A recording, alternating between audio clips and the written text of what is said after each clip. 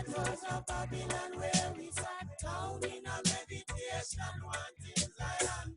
By the ghettos of Babylon where we sat down in a meditation, wanting Zion. By the ghettos of Babylon where we sat down in a meditation, wanting Zion. City projects and town where we sat down in a meditation, wanting Zion.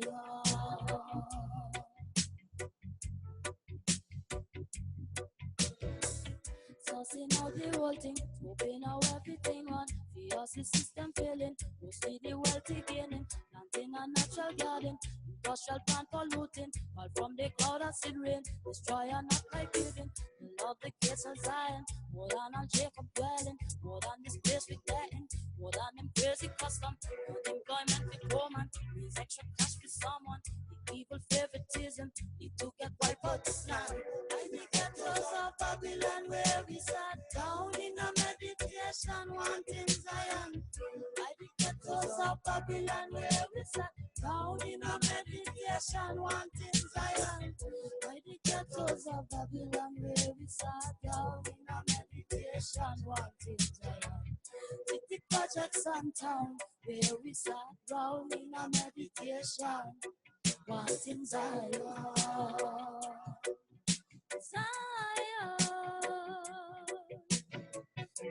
As things are spoken, of the old city chosen. Feel good and time we hear them, with milk and honey flowing. The said holy foundation can be found in the mountains, land of the grass surrounded by waterfalls and fountains. When we remember Zion, we cannot help but smiling. If we the hearing silent, but news alone news flashing. In the midst of the heathen, hear the conquering lion. Witnesses testifying, they tell the storytelling. The ghettos of Babylon where we sat down in a meditation, wanting Zion. By the ghettos of Babylon where we sat down in a meditation, wanting Zion. By the ghettos of Babylon where we sat down in a meditation, wanting Zion. City projects and town where we sat down in a meditation, wanting Zion.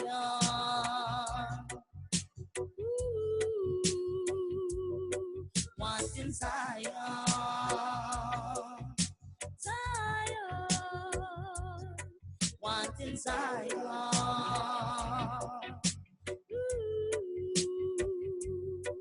wanting Zion, Zion. By the ghettos of Babylon where we sat down in a meditation, wanting Zion. By the ghettos of Babylon where we sat down in a meditation, wanting Zion.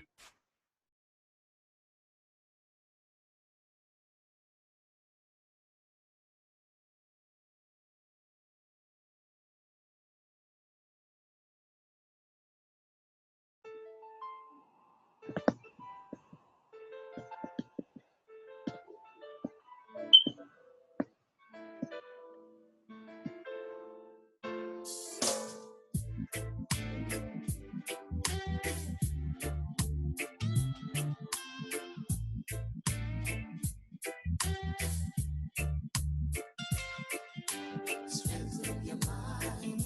We're living in serious times.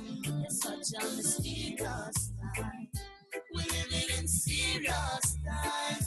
So strengthen your mind.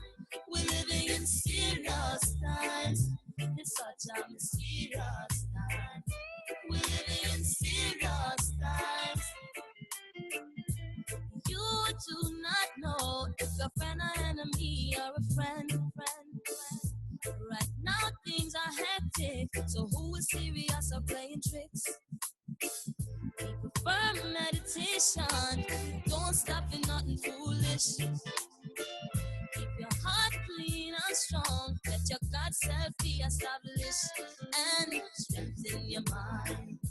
We're living in serious times, it's such a mysterious time. We're living in serious times. Strengthen your mind. We're living in serious times. It's such a mysterious time. We're living in serious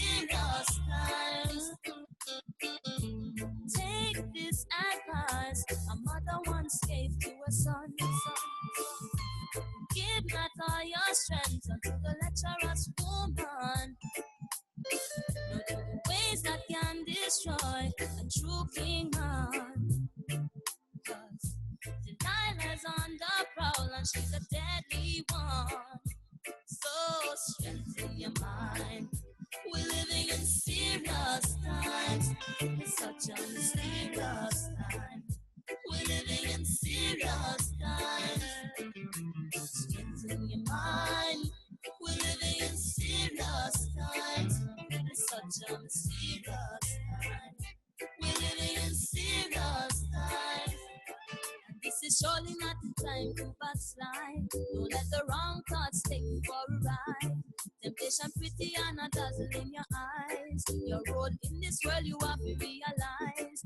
Cause it's a you the serpent one brutalize. So strengthen up yourself, your youth and your wife.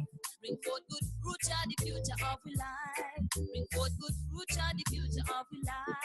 Oh, strengthen your mind. We're living in serious times. It's such a mysterious time. We're living in serious times. Strengthen your mind. We're living in serious times. It's such a mysterious time. We're living in serious times. Strengthen your mind. Shalom, shalom, family. Shalom, shalom.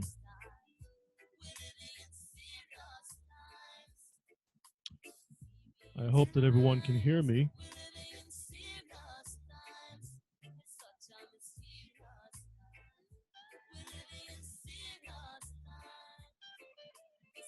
Yes, bro. All right, great.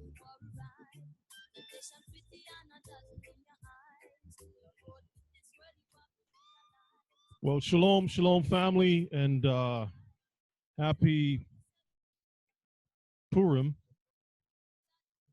as we come together as one family to give praises to our King. Thank the Most High for sparing our lives and also to reflect on both our past and look towards our future. Greetings in the name of our King. And from my family to you all, I say shalom, shalom. To our families worldwide, our brethren to the four corners of the earth, we say shalom to you all. I hope everyone is doing well. And I'm grateful that our King has spared my life, that I can be here together with you, that we can open the Word again and to study and to grow closer to our King and also to each other. So today is a very important time. It's a minor feast or festivity for our nation. And also it's going to continue on for a second day tomorrow. Tomorrow is going to be a regular Shabbat, but also it's going to be the time of Shushan Purim, or Purim, Shushan Purim, second day of Purim or Purim, however you can twist your lips to pronounce it. Well, so many things is happening in the news, and I also want to remember our brothers and sisters in the Northeast, Boston, New York area. I believe that there's some almost hurricane force winds and storms and snows and flooding and different things like that in your neck of the woods. So I hope everyone is doing well over there, and I pray that our King is protecting you all, keeping you all safe. These are all the signs of the times. We were, for the past, about a week ago, been about 80 degrees over here, between 78 and 80 degrees over here.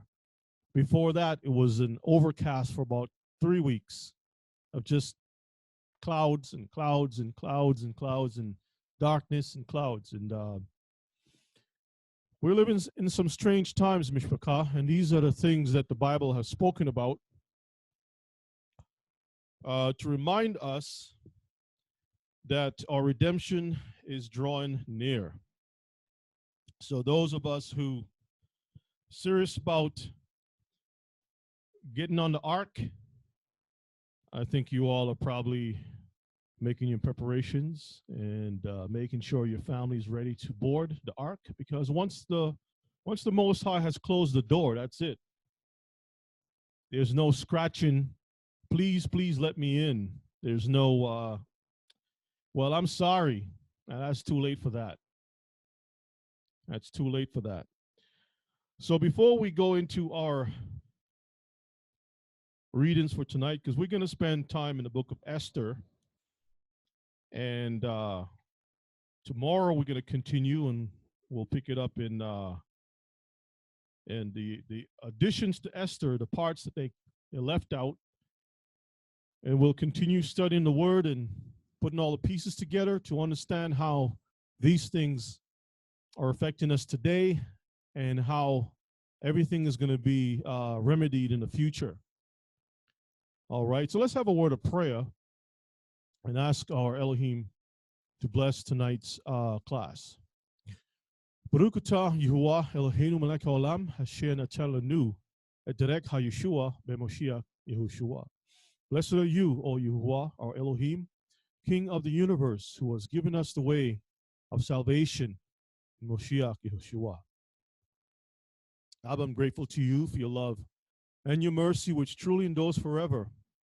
Thanking you for sparing our lives once again, that we can congregate together as one family worldwide, while the time is given to us, we can draw closer to you and grow closer in your word.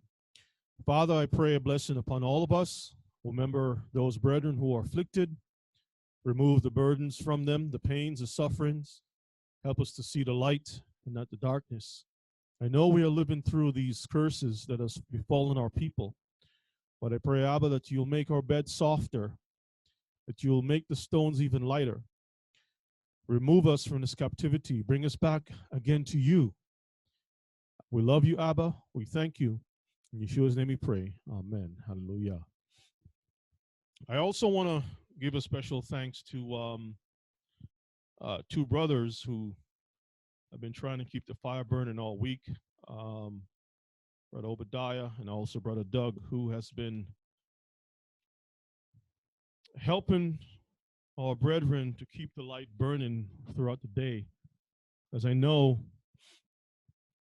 when we're dealing with the heathen all around us in situations that afflict us, sometimes we need to have additional strength, and we can do so by coming together and have prayer.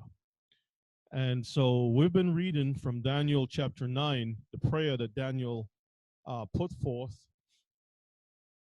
And that prayer is very significant because we find that to be consistent with many of the prophets and the priests, all right, to pray in a certain format on the behalf of the nation of Israel.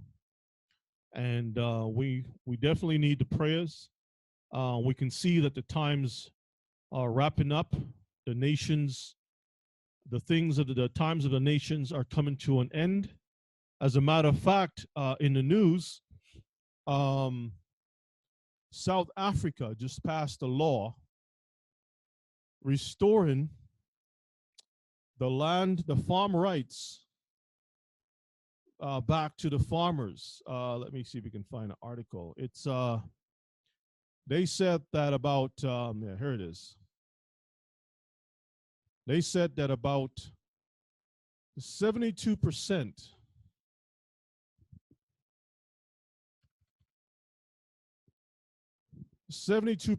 of all farms in South Africa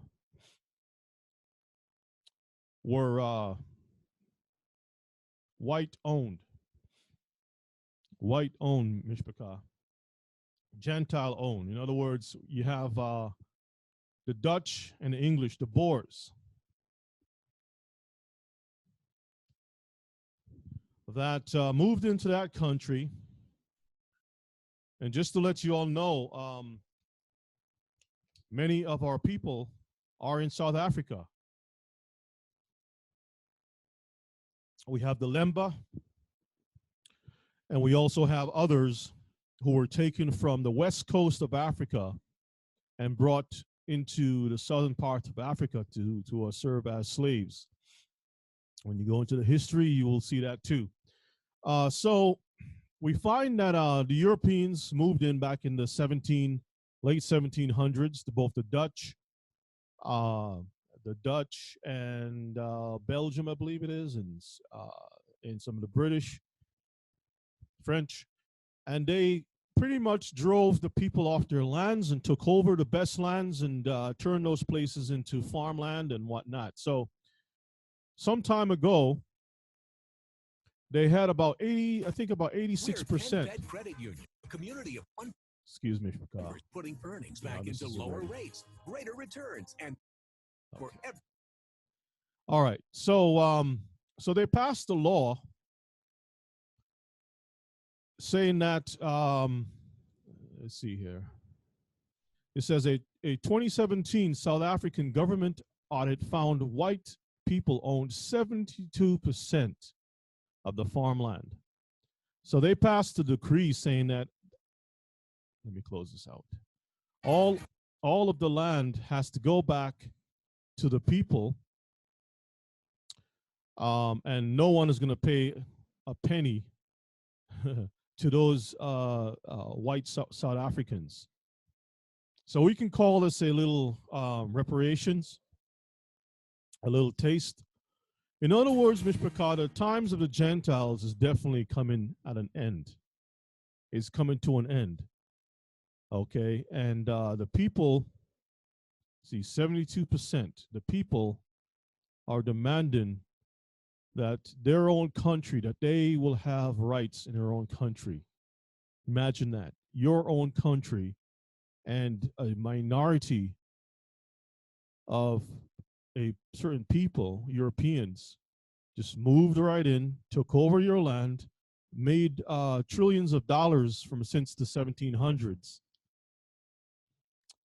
and put you in the ghettos, label you as low life, kefa, call you, and whatnot, and force you to become servants to serve them, take care of the little ones, work the farms. Most of our people are in prison. You name it, you name it, you name it. So we're seeing that the nations are definitely coming to an end, and the Bible says the meek will inherit the earth, Mishpachah, the meek. Okay. So prophecy is being fulfilled. The Bible also says that every one of those nations are going to return back to their own lands. The Irish is going to go back to Ireland, the British back to England, and French back to France. Everyone is going to go back to the places that the Most High divided. When he separated the sons, the nations, he put a portion for Israel, and every country had their own inheritance, rightfully so. So it's not for our business to go into to Russia and take over Russia. That's their land, or China, or Japan. That's their country. Every nation have a right to take care of their own business, and it's nothing to do with prejudice. People were placed in certain parts of the world, and the Most High made it so, and rightfully so. Okay, and Israel have the middle portion. So we can see, Mishpachah, times are at hand. Now, today, at sunrise today was Purim, as you all know. And let me pull up the calendar here real quick on our website so everyone can see, just to share something with you. And I'm going to play a video also, and then we're going to go right into our reading for tonight. Okay, on the screen you can see the 12th month of Adar. And Today is March in a Gregorian Roman calendar. It's March the 2nd. And you look outside, you can probably see a full moon. You probably can see a full moon. And that will let you know that tomorrow will be the Shabbat, okay, on the 15th. Now, it is interesting. Some of you all probably scratching your head saying, well, but Purim ended today. Well, the reason why it looks like it has ended today, and I just want to remind everyone to please mute your line. The reason why it looks like it ended today is because the Jewish people, Ashkenazim, Reby, yes, there seems to be a problem with the screen. it's a problem with the screen. My screen just have a bar going down the middle. Okay. And some others are just seeing black screen. All right. Let me do this then real quick. All right. Problem with the screen. Okay. Let me know if it's any better. Better. There it is. Okay. Good. All right. Thank you for letting me know. So on the screen here, you can see the month of Adar. Gregorian calendar shows March the 2nd is when it began. And when we read the scriptures, the Tanakh, we will see that the 14th and the 15th was a time that we celebrated Purim. Now, the reason why it appears to have ended today is because the Jewish people, because they keep Saturday as this Shabbat, they said anytime a feast is going to fall on a Saturday, they have to move it one notch ahead so that they can keep the Saturday as a Shabbat and also keep the feast. So you can look that up for yourself. So they move things around accordingly. All right. So if a lot of folks are looking to the Jewish people for direction, you're sadly mistaken because they move things around. The rabbis change things and whatnot, and they're never on point. Okay. Some things they're on point, but most of the other stuff is not on point. We have to look at what the word is saying and not what men or man is saying, so we can have proper direction. Remember that the Most High gave us the sun, moon, and stars. They are for days. Let me go right to it. Genesis chapter 1. Genesis 1 and verses 14. And you're going to see what it says here. It says, verses 14. And Elohim said, let there be lights in the firmament of the heaven to divide the day from the night. Let them be for signs. You see, the first thing is that they are supposed to be for signs, not for light, but for signs. And signs are something that you can physically see. Like we have stop signs that let us know when to go, or when to stop, or when to slow down and whatnot, for safety, for direction. Let them be for signs and for seasons, for days and years. Let them be for lights in the firmament of the heaven to give light upon the earth. And it was so. And Elohim made two great lights, the greater light to rule the day, and the lesser light to rule the night. He made the stars also. Listen to this. It says, and Elohim set them in the firmament of the heaven to give light upon the earth, and to rule over the day and over the night, and to divide light from the darkness. So the light and the darkness is not one, it's divided. And Elohim saw that it was good. So we can see that the Most High has given us a calendar from the beginning, And when you read the book of Esther, we can see that the feast, or the feast of Esther, Purim itself, Purim, is on the 14th and also the 15th. 14th and 15th, not the 12 and 13 or 13 and 14, but a specific time, okay? So let me play this video for you. Now, just to show you, give you an example of the madness. If we have to follow Jewish people, we are going to be totally off on a lot of things. Now, Purim is supposed to be the time when we give gifts, and we're going to read all that and celebrate and things like that. But do you know that Purim right now is a festivity no different from Mardi Gras or the Carnival or Fat Tuesday? Or what else? What else we have? A parade where the sodomites and people dress up in all forms and fashion.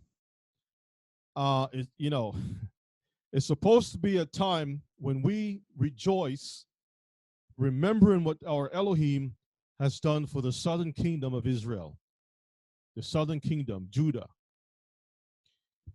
To remember prophetically, or to remind ourselves what he's going to do for us in the future. It was not supposed to be a time for us to run around in costumes, dressing like homosexuals, dressing like demons and whatnot, playing all kinds of sodomite music and acting the fool. But guess what, Mishpachah? The people who are claiming to be Israelites, they are in the land committing all kinds of abominations before our Elohim. And the Most High said that if we don't do what is right before him, he's going to cast us out of the land. He's going to cast us out because of our sins. As a matter of fact, let's go to Leviticus 26 and let's read a little bit there, and then I'll play the video just to set things up for us to understand what the Torah is saying, because there are people who going around saying that they're Israelites. You ask them what tribe they're from, they don't know. But they claim that they have an unbroken lineage all the way back to Abraham. That they have the scrolls and all the stuff, which, yes, they have a lot of our stuff. They got the monies to control things. They control the banking system. They control the media. They control pretty much everything. Leviticus 26, and let us go down to let's go down. I want to give it jump right to it. Let's go down to verses 21, verses 21. Okay. Let me see. Yep, verses 21.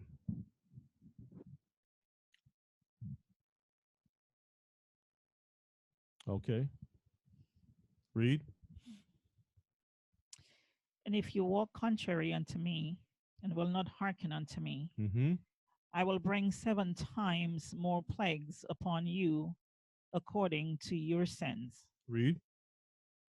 I will also send wild beasts among you, which shall rob you of your children, and destroy your cattle, and make you few in number, Mm-hmm. and your highways shall be desolate. Read. And if you will not be reformed by me by these things, but will walk contrary unto me, Mm-hmm. then will I also walk contrary unto you, and will punish you yet 7 times for your sins. Now, 7 times, that's perfect correction. That's severe punishment. The Most High is not playing around with our behavior. When we act a fool, believe you me, he's keeping an account of everything.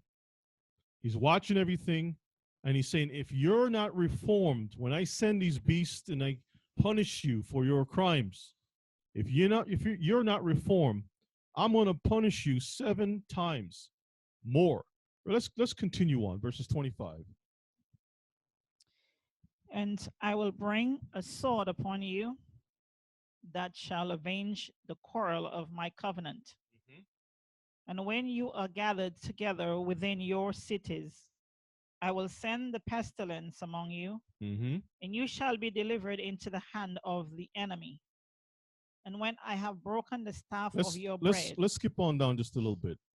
Let's skip on down. Skip on down to verses 30.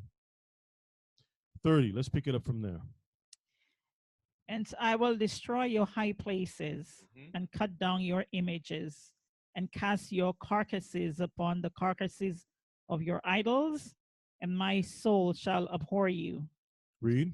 And I will make your cities waste, and bring your sanctuaries unto desolation. And I will not smell the savor of your sweet odors. And I will bring the land into desolation. He will bring the land into desolation. Read. And your enemies which dwell therein shall be astonished at it. Read.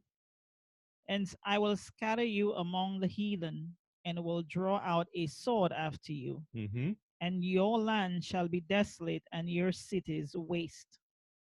Then shall the land enjoy his Shabbats, as long as it lieth desolate, and you be in your enemy's land. Even then shall the land rest and enjoy her All Shabbats. right. So we can see that if we don't keep the Most High's commandments, He's going to abhor us. We're going to be a stench in His nostrils. And He says He'll drive us away from the land, and then the land is going to have a break from us. Because I mean, it's bad that you have the heathen doing crimes, but then you have Israelites doing crimes is even worse. Okay, because the heathen will be looking at us and saying, well, if they're doing this bad stuff, we can do. If he doesn't punish them, we can do even more crimes. So the Most High have to correct all this mess. Now the thing is that the people who are in the land right now, claiming to be Israelites, they are not keeping the Most High's commandments. And looking at the video, you're gonna see exactly what I'm talking about. Now let's skip on just a little bit more to go to verses. Skip on down to verses 40. If they shall confess their iniquity and the iniquity of their fathers, Mm-hmm. which with their trespass, which they trespassed against me, and that also they have walked contrary unto me, and that I also have walked contrary unto them, and have brought them into the land of their enemies. If then their uncircumcised hearts be humbled, Mm-hmm. and they then accept of the punishment of their iniquity, then will I remember my covenant with Jacob, and also my covenant with Isaac, and also my covenant with Abraham. Will I remember, and I will remember the land. Now, does it say anything about, prophetically speaking, about a land deal, a peace treaty, a Balfour agreement? Does it say anything about raising monies and paying off kings and paying off governments to return back? Or does it say you got to be humbled? It says, if their uncircumcised hearts be humbled, and they then accept the punishment of their iniquity, then will I remember my covenant with Yaakov, and also my covenant with Isaac, and also my covenant with Abraham, and I will remember, and I will remember the land. Isn't that correct? It says nothing about breaking the Most High's commandments, paying off a deal, and coming into the walking into the land and building skyscrapers and then going back into a degenerate lifestyle. It doesn't say that. See, the Most High is very specific when He said, if you do this, X, Y, and Z, this is what's going to happen to you. Okay? Now, read verses 43. The land also shall be left of them, Mm-hmm. and shall enjoy her Shabbats, while she lieth desolate without them, and they shall accept of the punishment of their iniquity, even because they despised my They judgments, despised it. and because their soul abhor my statutes. Mm-hmm. And yet, for all that, when they be in the land of their enemies, I will not cast them away, neither will I abhor them to destroy them utterly, Mm-hmm. and to break my covenant with them. For I am Yah, their Elohim. All But right, that's all we need. That's all we need. So I want to read one more, and that's going to be in Deuteronomy. Let's go real quick because we got a lot of stuff to read. So let's go to Deuteronomy. Looking for the part where it speaks about when we are in the don't do like the other nations. This Deuteronomy. Mm, let's go. Let's go. Let's go to Deuteronomy 4. Let's go to Deuteronomy 4. Let me see if I want 8.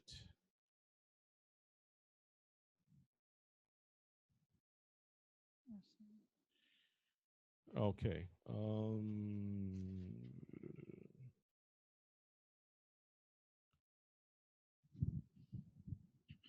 As a matter of fact, let's go to 7, chapter 7. 7. Deuteronomy chapter 7. Gonna read a little taste of that. Let's read from verses 1. when Yahweh your Elohim shall bring you into the land whither thou goest to possess it, Mm-hmm. and hath cast out many nations before thee, the Hittites and the Girgashites and the Amorites and the Canaanites and the Perizzites and the Hivites and the Jebusites, 7 nations greater and mightier than thou. And when Yah your Elohim shall deliver them before thee, thou shalt smite them and utterly destroy them. Mm-hmm. Thou shalt make no covenant with them, nor show mercy unto them. Neither shall you make marriages with them. Your daughter thou shalt not give unto his son, nor his daughter shalt thou take unto thy son. Mm-hmm. For they will turn away your son from following me, that they may serve other gods. So will the anger of Yah be kindled against you, and destroy you suddenly. But thus shall you deal with them. You shall destroy their altars and break down their images and cut down their groves Mm-hmm. and burn their graven images with fire. For thou art an holy people unto Yah your Elohim. Mm-hmm. Yahuwah your Elohim have chosen thee to be a special people unto himself, above all people that are upon the face of the earth. All right. That's all we need. Now, our Elohim is letting us know when we come into the land, don't do like those other nations. Don't be like the other nations. Even in the book of Baruch, it says the same thing. Now, I'm not going to go into all those scriptures tonight because we have covered those things before. But what I'm trying to do is to let you know that the Most High is very, very serious about his terms, his conditions. He's the one that is saying, listen, if you don't surrender, you're going to be utterly destroyed. You're going to be driven away from the land. But I'm not going to destroy you completely. I'm going to drive you among the nations, and you're going to serve those other nations. And the land of Israel is going to have a break. But I'm going to remember you all and bring you all back later on. But there's a condition that we have to go through. We have to remember him and return back to his laws, statutes, and commandments. Okay, in order for us to be a nation again. Now, over in Israel, you got some craziness that is happening. Let me pull it up for you. I'm going to play 2 clips. Let me see if this is the one. Okay, this is one. Let me get the other one. Come on. All right. So let me play this video. And it's a real short clip. I want you all to see this is how they celebrate Purim, okay? Here we go.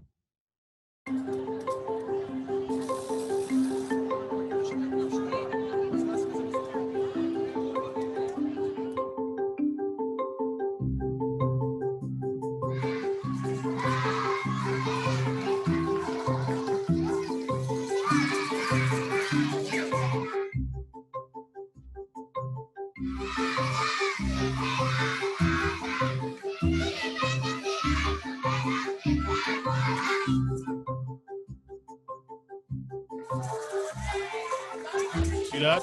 Witches.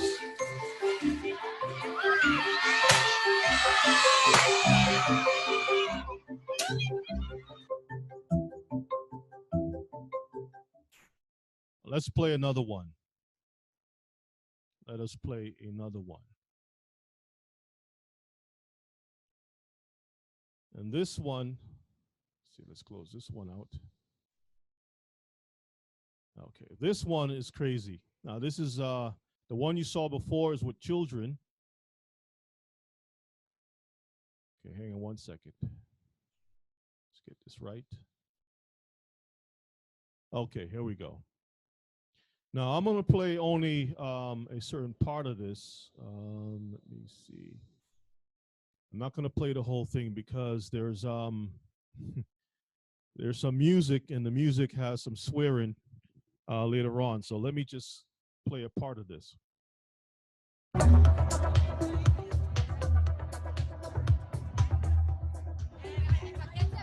This is Purim, and this is Israel.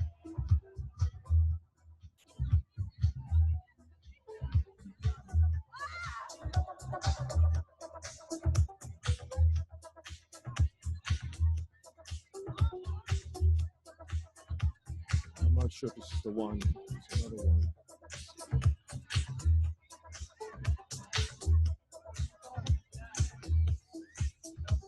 Look how the people are dressed.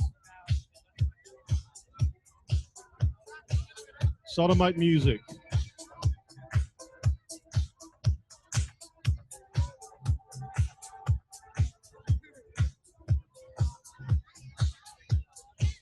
Look at the women.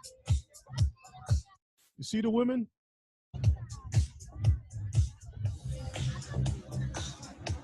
These guys are dressed as Franciscan monks.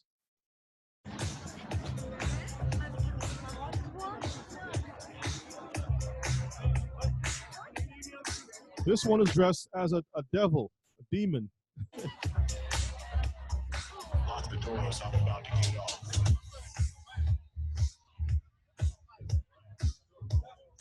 Sodomite music. Let's turn this down just a little bit.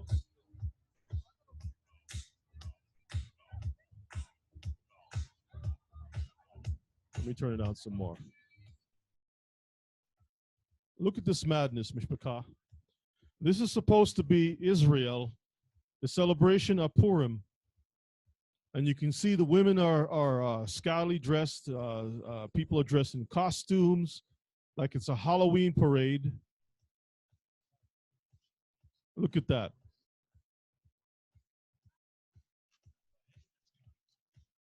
As a matter of fact, let me just back it up a little bit. Take a look at this madness. Right here. This is a guy with a Wonder Woman outfit on. You see this guy over in the far left with the Wonder Woman outfit on? See, he has the little cape or Supergirl or whatever that is. You see how the women are dressed? Mickey Mouses. Look at this. Look at how this girl is dressed. That's Purim.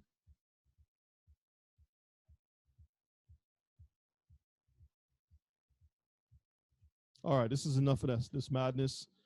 Okay. So I just wanted to share with you all. This is supposed to be a special occasion to celebrate deliverance. Is that correct? How the Most High loved the remnant of Israel, and he preserved Israel while they were in captivity. And then we find these people who are claiming to be us, claiming to be Israelites. And this is the way that they behave themselves in the land of promise. Dressing like it's a Halloween parade or something, playing sodomite music, doing all kinds of madness. And that's just, I play the clean stuff because there's other videos that is even worse than this.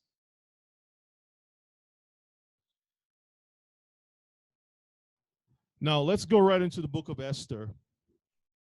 And let us read and understand what this is all about, Mishpachah. The book of Esther.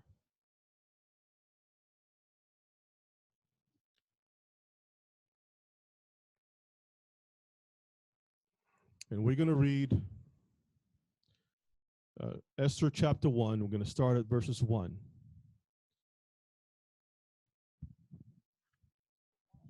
Esther 1 and 1. Now, Purim is not something that we find in the book of Leviticus 23 that the Most High said we have to keep, okay? But it was ordained that we remember this occasion just as we do Hanukkah to see how the Most High has acted on the behalf of his loved ones, which is the house of Israel. But there's also something much deeper in this particular reading, in this history, because there's a villain in the story, in the book of Esther, that has a long history, who has always been following us since Jacob and Esau were fighting in their mother's belly. This fight, Mishpachah, is still occurring today.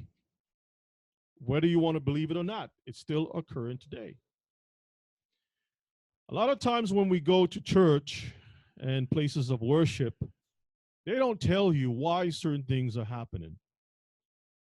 They would say, well, you know, the last days, perilous times will come, men will be lovers of themselves, and they will look at all the other things, but they wouldn't tell you specifically how the history, the prophecies that the Most High put in his word from Abraham all the way up is still occurring today to a certain people. The book of Esther is actually a book about the fight between Jacob and Esau. That's what it's all about. That's what it sums up to, okay? Boils down to that. It's a fight between Jacob and Esau. All right? So let's get right to it. Esther chapter 1, and let's start at verses 1. Now it came to pass in the days of Ahasuerus, this is Ahasuerus, which reigned from India even unto Ethiopia, over 127 provinces. That in those days, when the king Ahasuerus sat on the throne of his kingdom, which was in Shushan, the palace, in the 3rd year of his reign, he made a feast unto all his princes and his servants, the power of Persia and Media, the nobles and princes of the provinces being before him. Now, keep in mind the places that he ruled over. It says it was from India to where? Ethiopia. Ethiopia. And Ethiopia is not the Ethiopia that we know today. The Ethiopia that we know today is a small piece. Hang on one second, Mishpachah. We have our sister over in the Emirates trying to get through here. Give me 1 second. Let me see. Give me 1 second.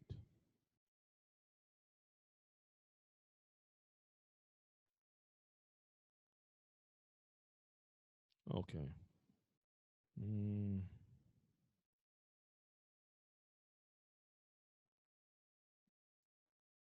Give me 1 second.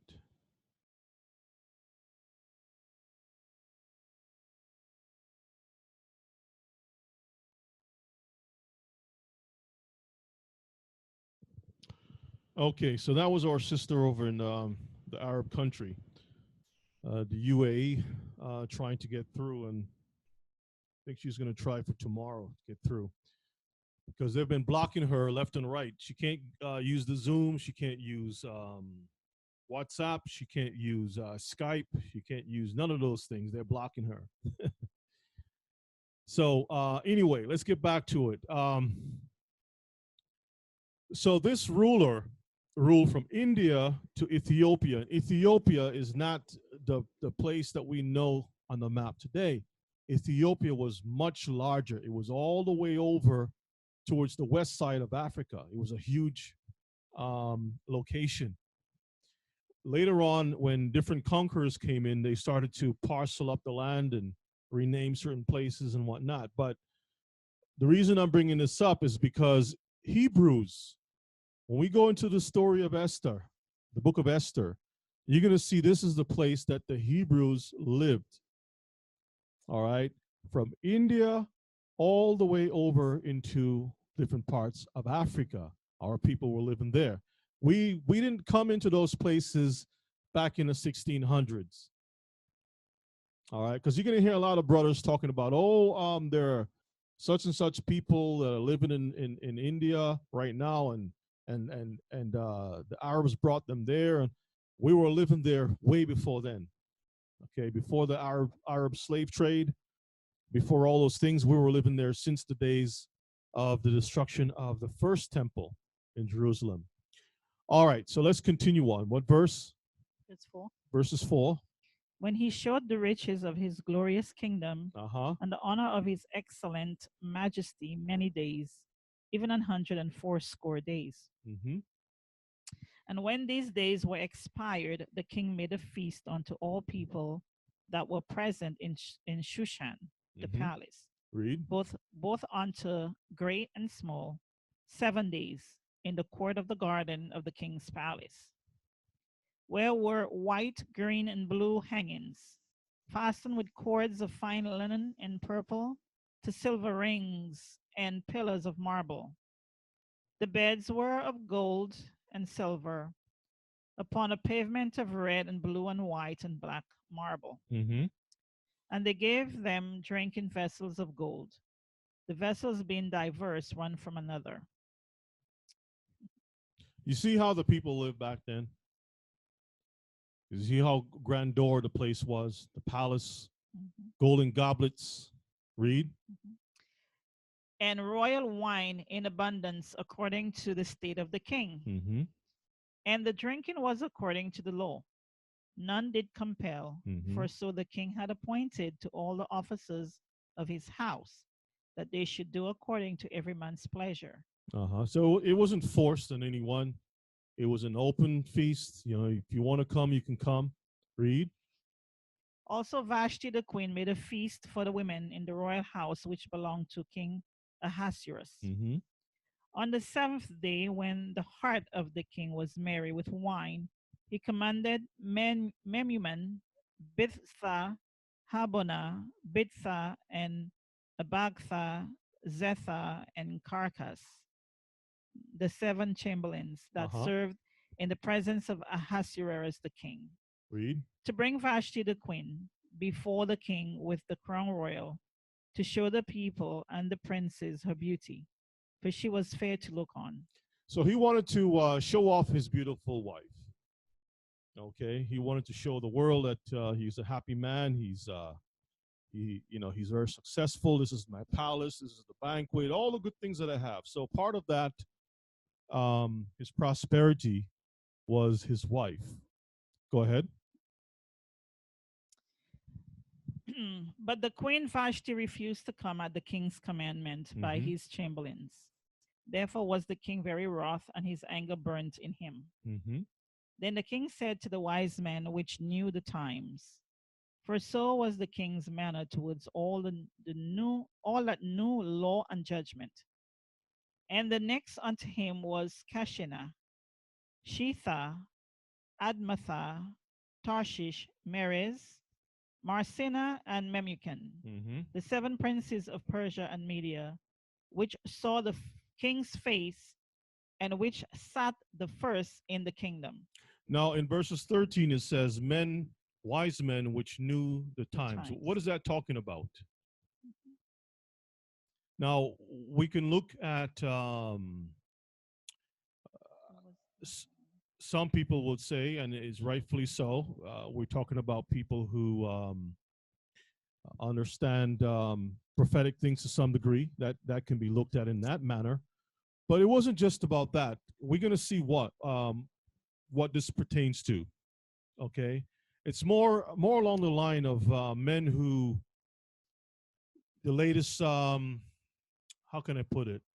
You know, like you have these different generations, and like the Kennedys dressed a certain way, and the influence of President Kennedy's wife.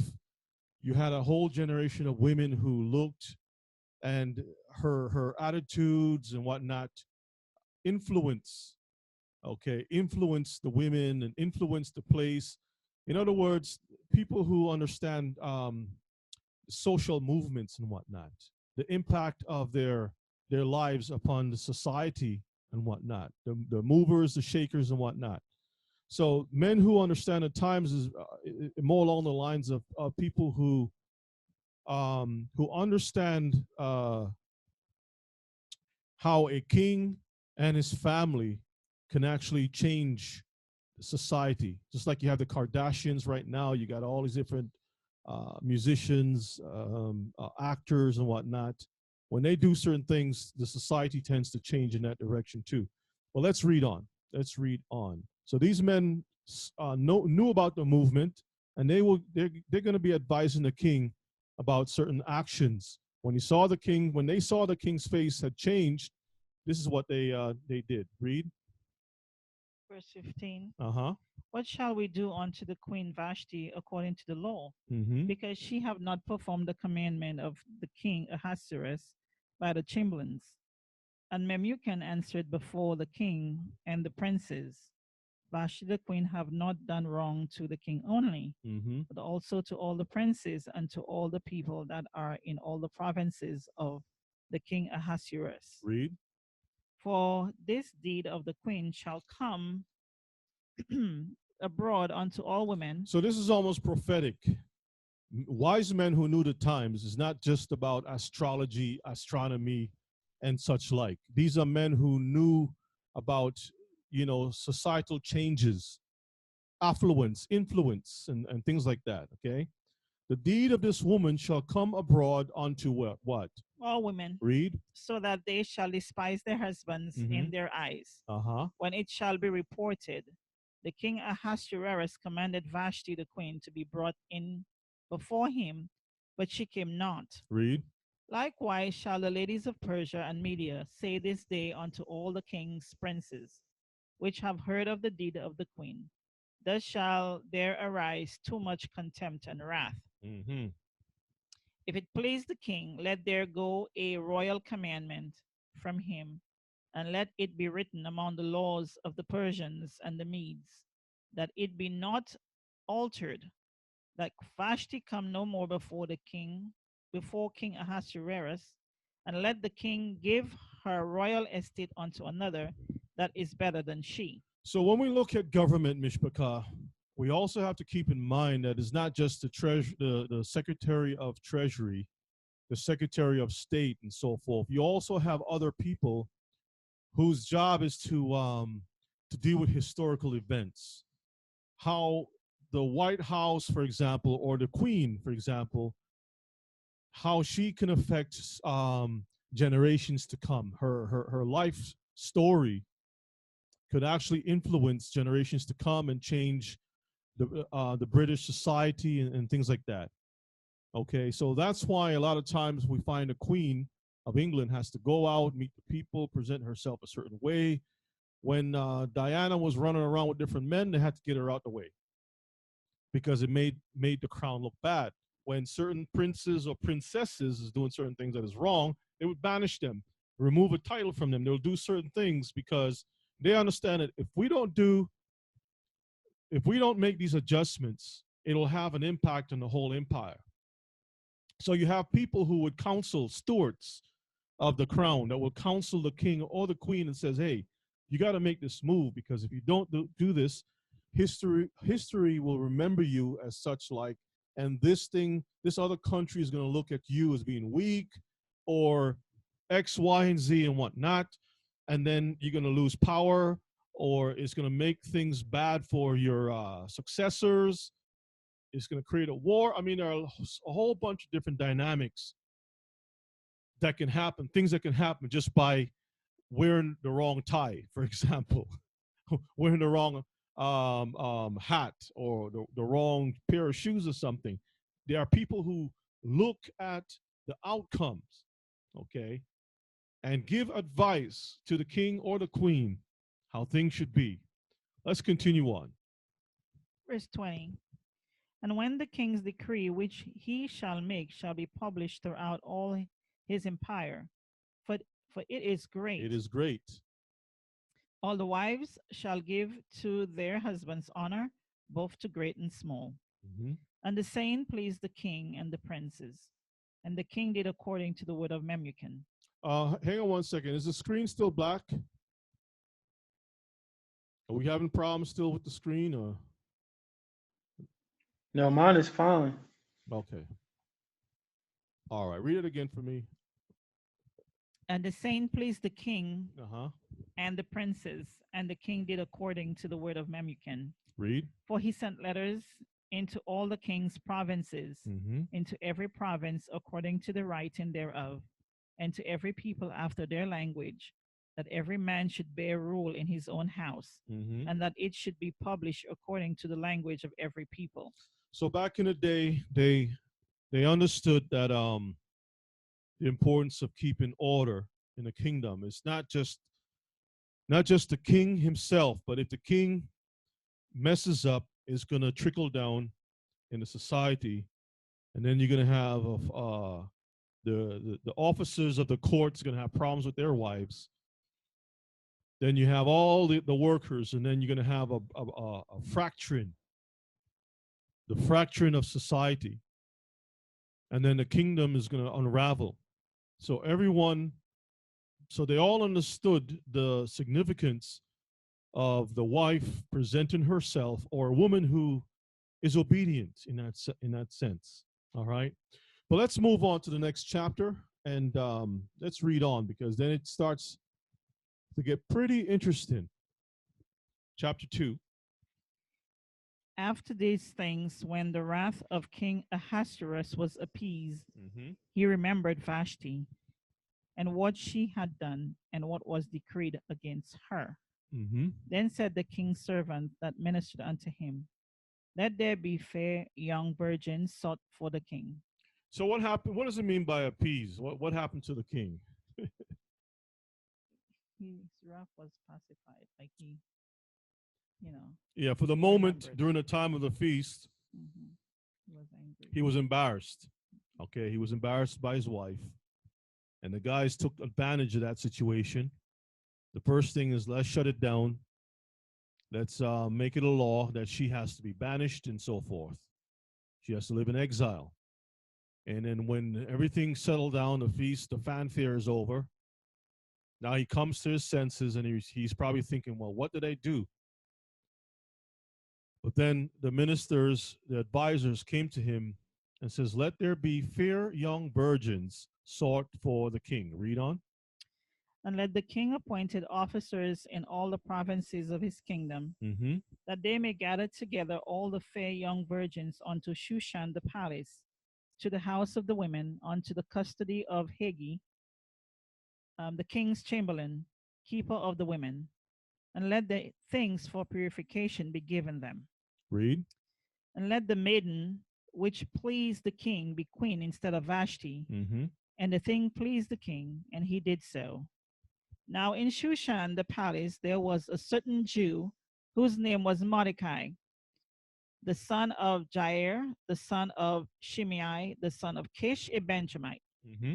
who had been carried away from Jerusalem with the captivity, which had been carried away with Jeconiah, king of Judah, Mm-hmm. whom Nebuchadnezzar, the king of Babylon, had carried away. Let's pause for a moment. Let's examine verses 5. It says, Now in Shushan, the palace there was a certain Jew. Notice it says Jew. Then it says, whose name was Mordecai, the son of Jair, the son of Shimei, the son of Kish Ehu, A Benjamin. Benjamite. So now it says he's a Jew, but he's a Benjamite. Okay. This is important because it's making a distinction. It's letting us know when it says the word Jew, it's just saying that he was from the kingdom of Judah. It was not from the northern kingdom of Israel, the 10 tribes up in the north. He was from the southern kingdom of Judah, but he was also a Benjamite. Now, there are people who are running around saying that they're Jews, but you ask them the question, which one of the tribes you're from? They can't tell you. They can't say they're from Judah. They can't say they're from Benjamin. They can't say if they're from Levi or not. They don't know. Okay, so this is a problem. But we can see that this man was a Benjamite from the southern kingdom. Let's continue on. Verse 6. Who had been carried away from Jerusalem with the captivity and had been carried away with Jeconiah, king of Judah, whom Nebuchadnezzar, the king of Babylon, had carried away. And he brought up Hadassah, that is Esther, his uncle's daughter, for she had neither father nor mother, and the maid was fair and beautiful, whom Mordecai, when her father and mother were dead, took for his own daughter.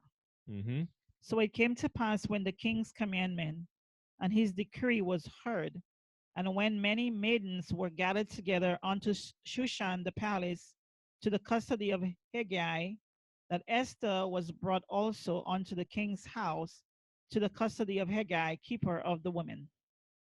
And the maiden pleased him, and she obtained kindness of him.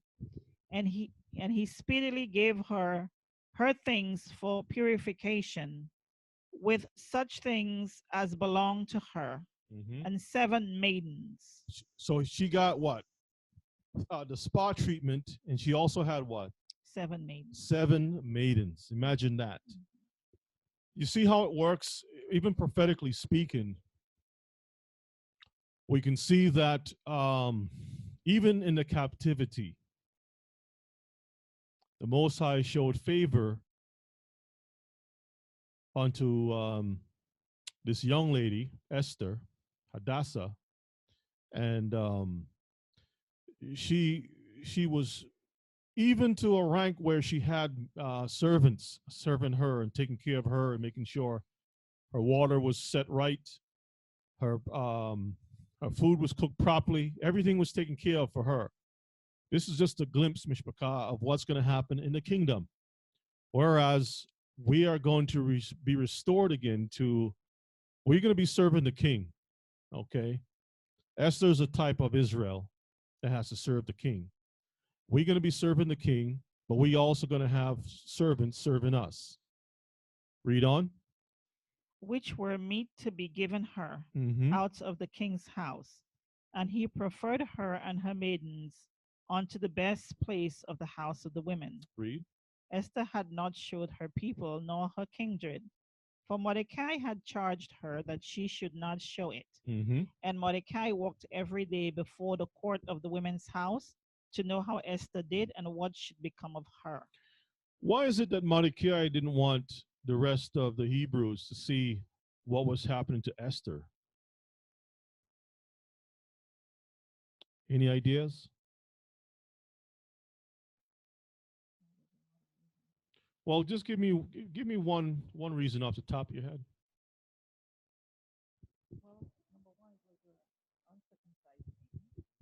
Jealousy. Jealousy. There you go. Thank you. Jealousy. You can give another one, no problem. Okay, but jealousy was one of the main reasons. Because when we understand the mindset of our people, you have this woman that is given all this clothing. She's come upon great opportunity. She has servants and all those different things, favor, whatnot. Mordecai says, we're going to keep this on the low.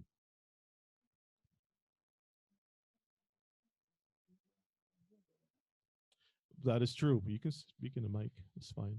That's true. But in this case, it was more about the people, more about our people. He says, read verses 9 again. And the maiden pleased him, Uh-huh. and she obtained kindness of him. And he speedily gave her her things for purification, which such things as belonged to her, and 7 maidens Mm-hmm. which were meet to be given her out of the king's house. And he preferred her and her maidens unto the best place of the house of the women. Mm-hmm. Esther had not showed her people, nor her kindred, for Mordecai had charged her that she should not show it. So the things that she got, she deserved it because she was a wise woman. She was kind-hearted. She was a very special woman. Okay. And at the same time, they understood the temperature, the environment that they were in. Okay. Now let's continue. Verses 11. And Mordecai walked every day before the court of the women's house to Mhm. know how Esther did and what should become of her. Now, some people will think he was a peeping Tom. You're hanging out where all the women are, the young maidens are. Maybe you're just a peeping Tom. But no, he was there to look after she was his adopted daughter. Okay, verses 12. Now, when every maiden's turn was come to go in to King Ahasuerus, after that she had been 12 months, according to the manner of the women, for so were the days of their purification accomplished, Mm-hmm. to wit 6 months with oil of myrrh, 6 months in the spa with myrrh, and 6 months with sweet odors, and 6 months for perfumes. Read. and with other things for the purifying of the women. Now, I don't know what this. I mean, I'm sure there are many things we can glean from that, but just off the top, just imagine it's like a perfume marinade. The women are just bathing in a spa for 12 months. 12 months in perfumes. When you walk through the room, you must smell like a perfume bottle. Is that correct? You must smell exotic. You don't smell like garlic, crushed garlic. You don't smell like pizza. You know, you don't smell like certain. You smell very royal, regal. All right, because remember, if you pick up the scent of garlic, if you pick up the scent of certain foods, people are going to associate that with the kitchen, and kitchen work is something that servants do basically. But if you're in a palace, you have to smell a certain way. It shows that you're separate from the rest of the people, that you have obtained status amongst the people. All right. Now the Most High was setting everything up, Mishpachah.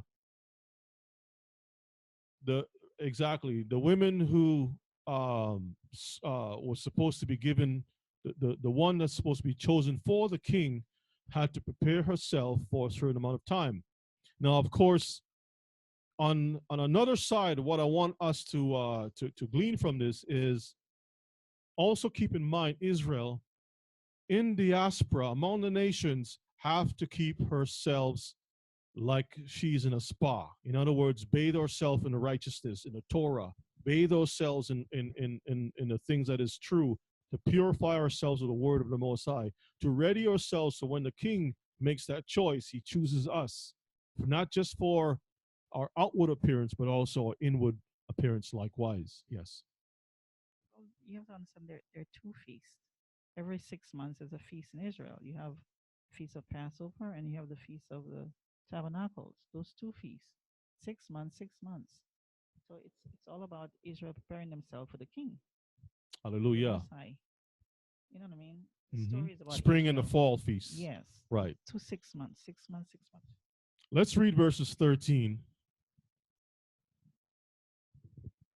Then thus came every maiden unto the king. Whatsoever she desired was given her to go with her out of the house of the women unto the king's house. So she has a huge wardrobe to choose, whatever type of dress that she wants and whatever jewelry that she wants. So whatever she wants to present to the king, if she has a poem, however she wants to approach the king, because she has to present herself just like in the pageants, you see the ladies will play the piano and sing a song. Some will do whatever it is, and the audience will judge the character, judge the performance, and says, "Well, okay, I like the way she played this. She's a great singer. She's talented. She's smart. She has a proper education. She, all those different things. She's fit to wear the crown." And after the end of the pageant thing, someone is voted in, and one person wears the crown. Okay, so let's continue on verses 14. In the evening she went, and on the morrow she returned to the second house of the women, Mm-hmm. to the custody of Shashgaz, Shashgaz, whatever, Shashgaz. Shashgaz, Uh-huh. the king's chamberlain, which kept the concubines. She came in unto the king no more, except the king delighted in her, and that she were called by name. Mm-hmm. Read. Now, when the turn of Esther, the daughter of Abihail, the uncle of Mordecai, who had taken her for his daughter, was come to go in unto the king, she required nothing but what Haggai, the king's chamberlain, the keeper of the women, appointed. So she was a little different. Most of the other women would run out and grab this and that. She turned to this man for advice because this man knew what the king favored. He understood the mindset of the king. He knew the type of women because he's the one overseeing the women, and he knows what, like if this one is a good singer, the king will call her 2 3 times. Maybe her voice, maybe the words that she say, the timing when the king is it's almost like wearing clothes, like if or having food or something. Sometimes you're in the mood for red wine, sometimes you're in the mood for white wine, depending on the circumstance and such like. Um, so this person, this chamberlain, he knew the mindset of the king, right? He understood what the king desired and so forth. So if you're gonna do something, turn to the guy and says, "Okay, help me out here. What do you think he likes? Okay, if you do this and do that, do this because I remember this and that, whatever it is. Put this on." That's the best advisor.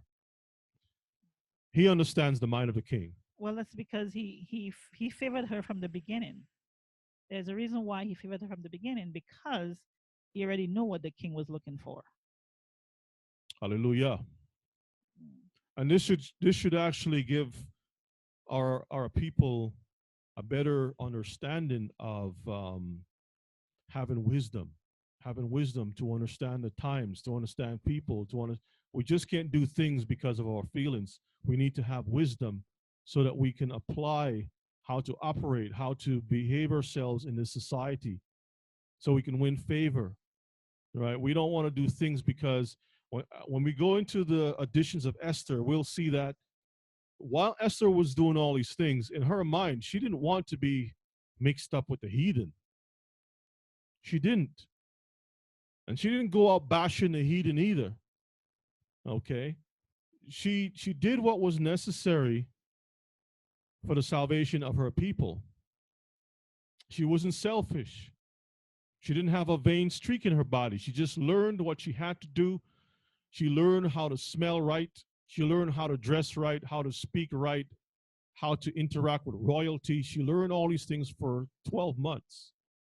Okay. She learned. She spent her time learning, not running her mouth, but she sought advice. She listened to advice. Let's continue on. And Esther obtained favor in the sight of all them that looked upon her. Some of them, All them that looked upon her. all of them. Read. So Esther was taken unto King Ahasuerus into the house royal in the 10th month, which is the month Tebeth, in the 7th year of his reign. Mm-hmm. And the king loved Esther above all the women, and she obtained grace and favor in his sight more than all the virgins, so that he set the royal crown upon her head and made her queen instead of Vashti. Read. Then the king made a great feast unto all the princes and his servants, even Esther's feast. Mm. And he made a release to the provinces and gave gifts according to the state of the king. So he opened up the treasure house and made it a holiday, and everyone is able to relax that day. It's a special celebration. The first feast that he had ended in you would say a divorce, and this other feast is in marriage. He was excited. He wanted everyone to enjoy this union between him and this wise and attractive woman. Pretty much what's going to happen in the future when the Messiah um, meets with his bride. Okay, let's read verses 19. And when the virgins were gathered together the second time, Uh-huh. when Mordecai sat in the king's gate, Esther had not yet showed her kindred nor her people, as Mordecai had charged her. For Esther did the commandment of Mordecai like as when she was brought up with him. No, she's a grown woman. I'm gonna do what I feel like doing, and I'm in a king's sight now. You're just a doorkeeper. I don't have to listen to you anymore, Uncle. I'm a grown woman. That's not what happened. See, our women behaved differently back then. We know the times is we're far removed from those times, but this is an opportunity for us to learn how we should conduct ourselves, both the men and also our women. Let's continue on. In those days, while Mordecai sat in the king's gate, Mm-hmm. two of the king's chamberlain, Bigthan and Teresh, Uh-huh. of those which kept the door, were wroth and sought to lay hand on the king Ahasuerus. So you had two chamberlains who wanted to overthrow the kingdom, wanted to kill, assassinate the king, and Mordecai happened to be there. All right, read on. And the thing was known to Mordecai, Mm-hmm. who told it unto Esther the queen, and Esther certified the king thereof in Mordecai's name. Mm-hmm. Read. And when inquisition was made of the matter, it was found out. So when the Secret Service checked out the whole situation, they found out that it was true. There was a plot to assassinate the king. Right? Read. Therefore, they were both hanged on a tree. They were hanged where? On a tree. On a tree. Read. And it was written in the book of the Chronicles before the king. Hallelujah. Let's continue on. After these things did King Ahasuerus promote Haman, the son of Hammedatha, the Agagite, and advance hang him. on 1 second. I made a mistake here. Let's go 3. Okay, read it again. Verses 1. After these things did King Ahasuerus promote Haman, the son of Hammedatha, the Agagite, and advanced him, and set his seat above all the princes that were with him. So we didn't hear anything else about Mordecai, right? Mordecai did a wonderful deed. There was no presentation, no rewards, nothing like that. It was just, okay, he saved the king. It was placed in the records, and that was it. Now, all of a sudden, we come into chapter 3, and it speaks about a certain person named, what was his name? Haman. Haman. And who was he? He was an Agagite. An Agagite. Let's take a look at that for a moment. Agagite. An Agagite.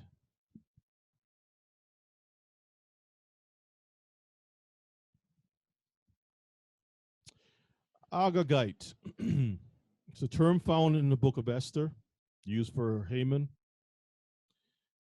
It says, a descendant of Agag, the enemy of Israel, and the king of the Amalekites. Okay. So basically, Haman's lineage is from the Amalekites. Now let's check out the Amalekites.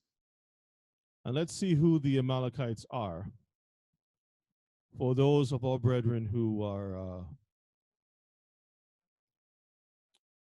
yeah, we're gonna go through it. Let's go to Genesis Well, let's go to the Amalekites first. Oops. Come on, let's find this.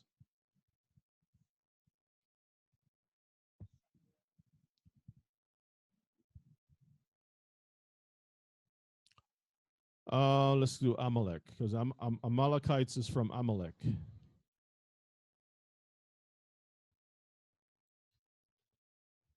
Amalek, okay.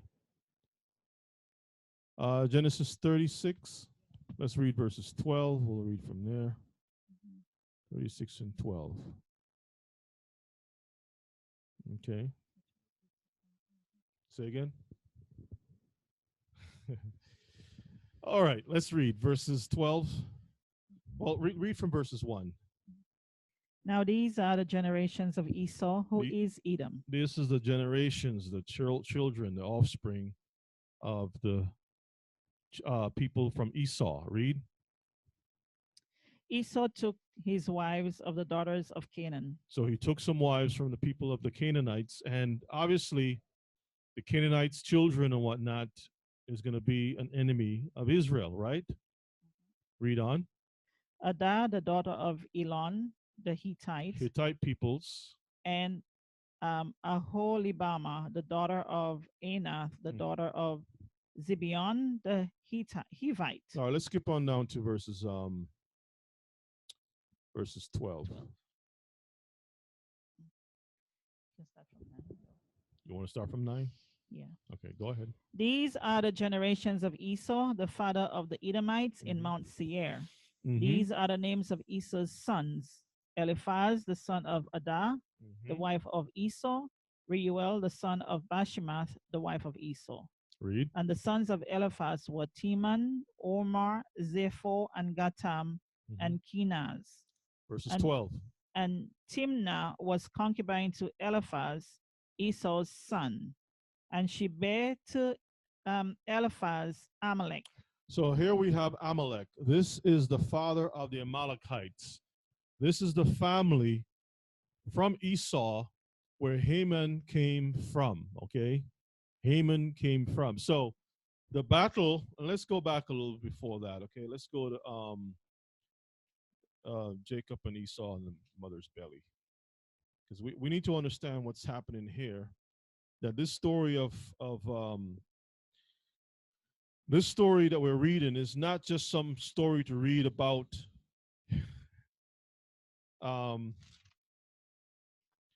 just to say Genesis 25, just to read for reading sake and stuff like that, Mishpachah. No, it's all about understanding prophecy, prophetical events. All right, if we are supposed to be the Hebrews, and the Bible prophesied that we have an enemy, where's our enemy today? Okay, I mean, the enemy didn't just disappear when we left the land and then all of a sudden, there's no more Esau. He's still around. Okay, if we're still around, believe you me, the enemy is still around too.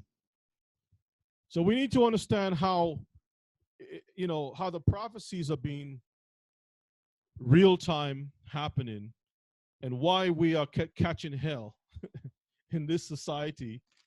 And every time we turn around, there's some plot against us, just as you see with Haman and whatnot. Okay, Genesis chapter 25. We're going to read from verses 19, okay? 25 and 19.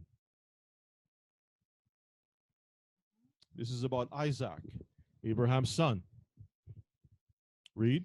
And these are the generations of Isaac, Abraham's son.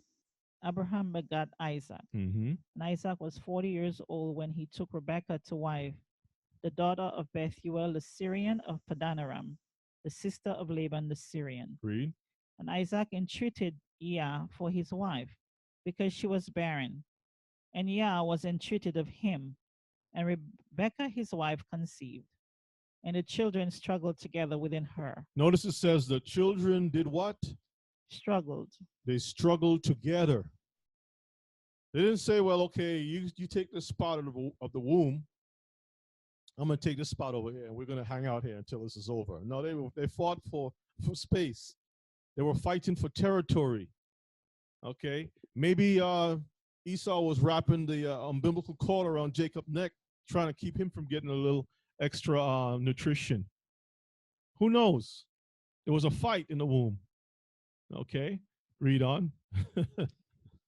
And the children struggled together within her. Mm-hmm. And she said, if it be so, why am I thus? So she's trying to figure out what's happening in my belly, because the womb is like a world. It's like a prophetic place. There's something happening inside me, and it's been acting out, and I need to know what's happening here. Read. And she went to inquire of Yah. And Yahuwah said unto her, No, she went to her doctor, a gynecologist. She went to who? she inquired of Yahuwah. Read. And Yah said unto her, 2 nations are in thy womb. No, the same people. 2 nations are in thy womb. You got 2 nations in your room. Read. And 2 manner of people shall be separated from your bowels. 2 different people, and they're going to be separated from your bowels. Read. And the one people shall be stronger than the other people, Mm-hmm. and the elder shall serve the younger. Mm-hmm. And when her days to be delivered were fulfilled, behold, there were twins in her womb. Let's skip on down to verses 27. And the boys grew. Actually, sorry, just continue on. Continue on. And the first came out red all over like an hairy garment, and they called his name Esau. So one came out red, but they made no mention of the complexion of the other one. It's interesting, right? Read on. And after that came his brother out, and his hand took hold on Esau's heel, and his name was called Jacob. And Isaac was 80 years old when she bare them. Mm-hmm. And the boys grew, and Esau was a cunning hunter, a man of the field, and Jacob was a plain man dwelling in tents. So notice that it says Esau was a man of the field. What did Yeshua say about the field? The world is the field. Yeshua says that the what? The world. The world is the field. field. Mm-hmm. Didn't he say that? Yeah. He says the world is the field. Mm-hmm. If the world is the field, then the field is the world. In other words, Esau was a worldly man, Mm-hmm. or a man of the world, but Jacob was a man who dwelt in tents, meaning that he was a man of the Torah. Okay, he learned the Torah. Big difference. One who likes to be inside tabernacles, and the other one who likes to be all over the place, chasing things. He was a hunter. Read. Mm-hmm. And Isaac loved Esau, but because he did eat of his venison. Mm-hmm. But Rebekah loved Jacob, and Jacob sought pottage. And Esau came from the field, and he was faint. And Esau said to Jacob, feed me, I pray thee, with that same red pottage, Mm-hmm. for I am faint. Therefore was his name called Edom. So this is where we have the term Edom. And the reason why we are reading this, let's go to 2nd Ezra 6. We're going to go back to Esther. The reason why we're doing this is because we need to understand what Esther is all about. Esther is about a fight between Jacob and Esau from the very beginning. And the plot, we can see the conspiracy that was occurring behind the scenes. See, Haman, as we read into the story about Haman and what he was trying to do, Haman understood the history of his people, the Edomites. He was still trying to fulfill his role, or the role of Esau, to destroy Jacob. It has always been in the bloodstream of the Edomites, the DNA of them, to fight against Jacob. But if we are in places of Christianity, we'll never understand this thing. Christians don't talk about the prophetical implications of Jacob and Esau. They don't talk about that stuff. They just talk about hallelujah, amen, we're going to go by and so forth. But they're not speaking about where is Esau today Who is Jacob? We're not talking about Jewish. We're talking about the 12 tribes. And the things that was prophesied in the scripture, where is it happening? How is it happening throughout this earth? The Bible also gives us an understanding of how cunning Esau was. Remember, it says Esau was a hunter. He was a cunning hunter. Is that correct? I want to read that again. Esau was a, verses 27. Read that again for me. It says, and the boys grew, Uh-huh. and Esau was a cunning hunter. He was a cunning hunter. That means when it comes to conspiracies, to catch something, to kill something, he was good at that. He was good at devising different things to ensnare a prey. Whatever he sets his mind on, he's going to get it. If he wants to climb Mount Kilimanjaro or Mount Everest or whatever highest mountain, he wants to be there. He's always in a mindset in the conquering mode. He's always conquering. He's always thinking about, well, I'm going to jump off this cliff and daredevil. I'm going to go to the lowest part of the earth. I'm going to build whatever that I have to do. Whatever I set my mind to do, I'm going to do it. Because he's a hunter, he's a conqueror. That's his spirit within him. He looks up at the stars, he says, I got to be there too. He's never satisfied. He wants to always expand and go out further and further. And to be able to achieve those goals, he must devise trickery. I mean, just I don't have to go into all the details, but just look at a certain people who have obtained things, expert in evil, expert in trickery. They say one thing with words and they catch you over here. They do this and they catch you. They always have something to catch you. Now, if you don't know these things, you're not going to understand where you are in the whole scheme or the whole story. And it's important for us to understand this. All right. Where did I tell you to go? To go to the Apocrypha? Yeah, we're going to go to 2nd Ezra 6 and 9. Let me get it real quick. Before you do that, we're still in Genesis, so let's do this real quick. Let's go to Genesis 27. And let's go to the blessings of Isaac. Now, Esau, when you read I'm sure you all know this anyway, Esau accused Jacob of trickery when it came to the blessings. But remember, when you go back to Genesis chapter 25, Esau was dying of hunger, so he claimed, right? And he properly transferred his title as being the elder over to Jacob. Jacob didn't force him. Jacob said, hey, if you want to eat this food, give me the birthright. And the Bible says that Esau despised his birthright. Okay, he despised it, verses 34. Esau despised his birthright. He looked at it as nothing. This is not important. My life is more important than the birthright. So let's go to Genesis chapter 27. 27. Yeah, we just want to touch on the things that occurred. Let's go to verses.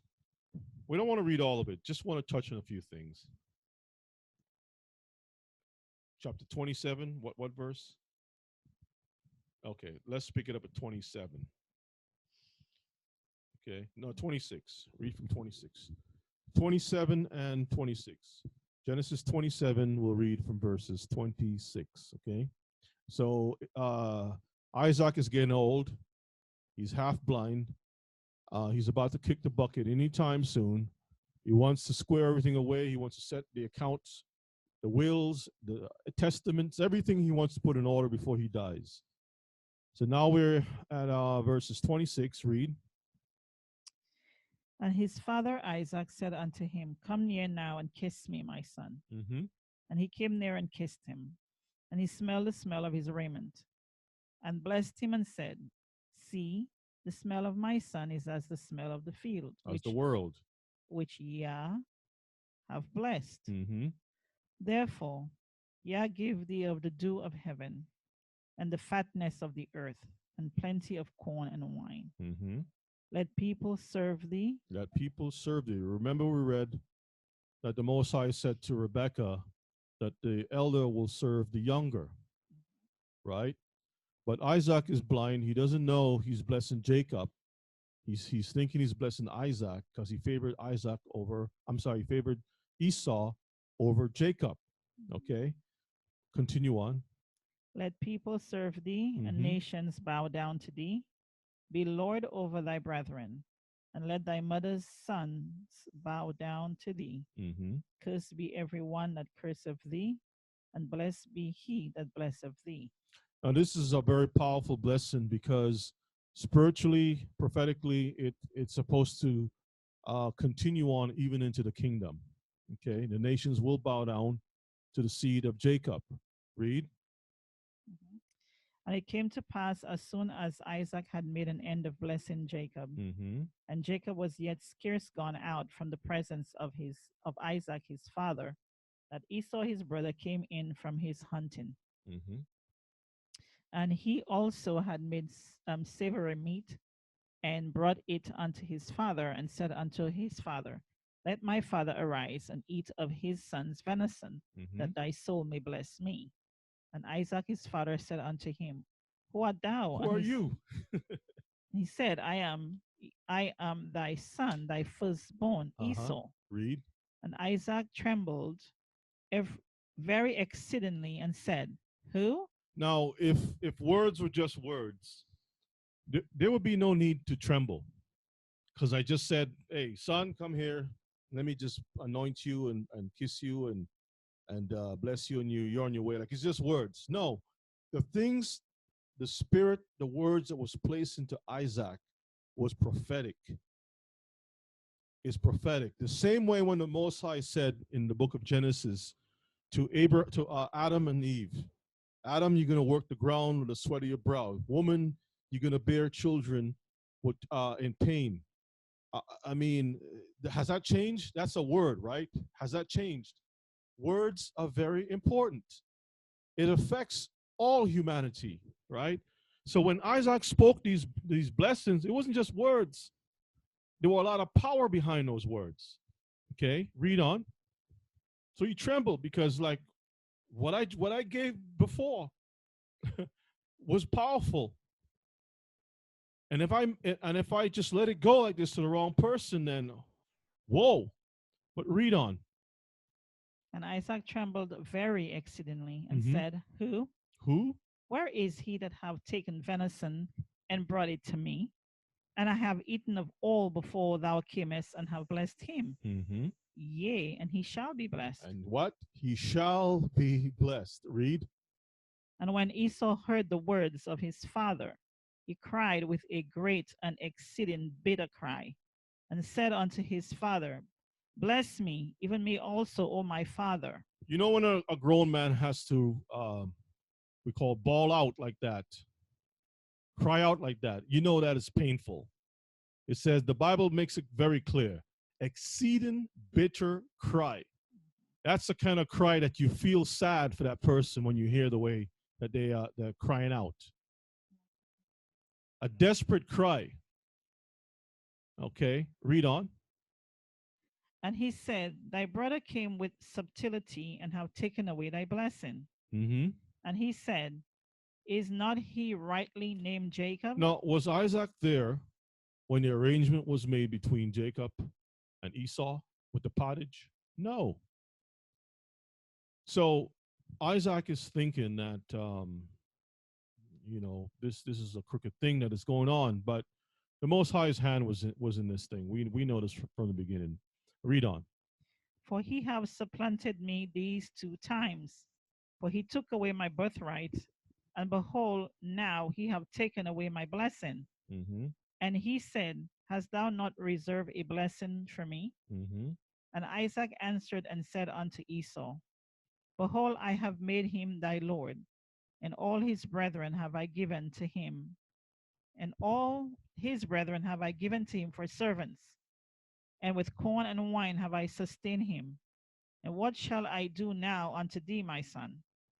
And Esau said unto his father, Hast thou but one blessing, my father? All I need is one blessing. Let's see what the blessing is. The one blessing is. Read. Bless me, even me also, O Uh-huh. my father. And Esau lifted up his voice and wept. And Isaac his father answered and said unto him, Behold, your dwelling shall be the fatness of the earth, and of the dew of heaven from above. Mm-hmm. And by thy sword shalt thou live, and shalt serve thy brother. And it shall come to pass when thou shalt have the dominion, that thou shalt break his yoke from off thy neck. Notice that the one particular blessing actually fit Esau very well because, after all, he's a hunter, right? And it says, By your sword shall you live. By your sword, not by your intellect, your wisdom. It's by his sword, his power. He's a powerful force to be reckoned with, right? And that's why everywhere that he has gone in the face of the earth, people have been broken by him. Read on. And Esau hated Jacob because of the blessing wherewith his father blessed him. Mm-hmm. And Esau said in his heart, The days of mourning for my father are at hand. Then will I slay my brother Jacob. All right, let's stop there. We don't want to lose track from the book of Esther. We want to go back there real quick, but let's go to Genesis 28, and we're going to read verses 13, 28 and 13. Yeah, the blessings for Jacob. Yeah. And behold, Yahuwah stood above it and said, I am Yah, the Elohim of Abraham, thy father, Mm-hmm. and the Elohim of Isaac. The land whereon thou liest, to thee will I give it, and to thy seed. And to your offspring. Read. And thy seed shall be as the dust of the earth, and thou shalt spread abroad to the west and to the east, and to Mhm. the north and to the south. Mm-hmm. And in thee and in thy seed shall all the families of the earth be blessed. Aren't we in the west, Mishpachah, And the east and the east, and so south. forth? And don't tell me that the families of the earth is not being blessed with us right now. It's not just speaking about blessed in terms of spiritual side of things and whatnot, but the resources from us as a people. We have been bringing, just recently with the release of that movie, The Black Panther, for example, we made a lot of people wealthy just by seeing the movie itself. Uh, our inventions, contribution in music, contribution in arts and science, and all kinds of different things. We have built these nations to the point where the Queen of Holland rides around in a chariot with pictures depicting how they became wealthy from us. The Arabs themselves. I mean, you name it. All the nations have. If you shake that history tree, just shake it a little bit, you're gonna see a Hebrew is gonna fall out of it from these countries. There's a Hebrew in there. Yes. Well, the verse says, and thy seed shall be as the dust Mm-hmm. of the earth. That word there, it means to grind to powder. To grind you to powder. In other words, you're going to be, beaten and put Walked through on. all kinds of, People spit on the dirt. like garbage, like debris. The lowest. Yeah. And everyone is going to benefit from the dust because, after all, corn doesn't grow in the sky, it grows in the dust, in the earth. Yep. Watermelons, cabbages, everything depends on the earth. We are the soil. Uh, let's um, let's leave that. And did you say you wanted to read something else? Okay, let's go to Second Ezra 6 and verses 9. So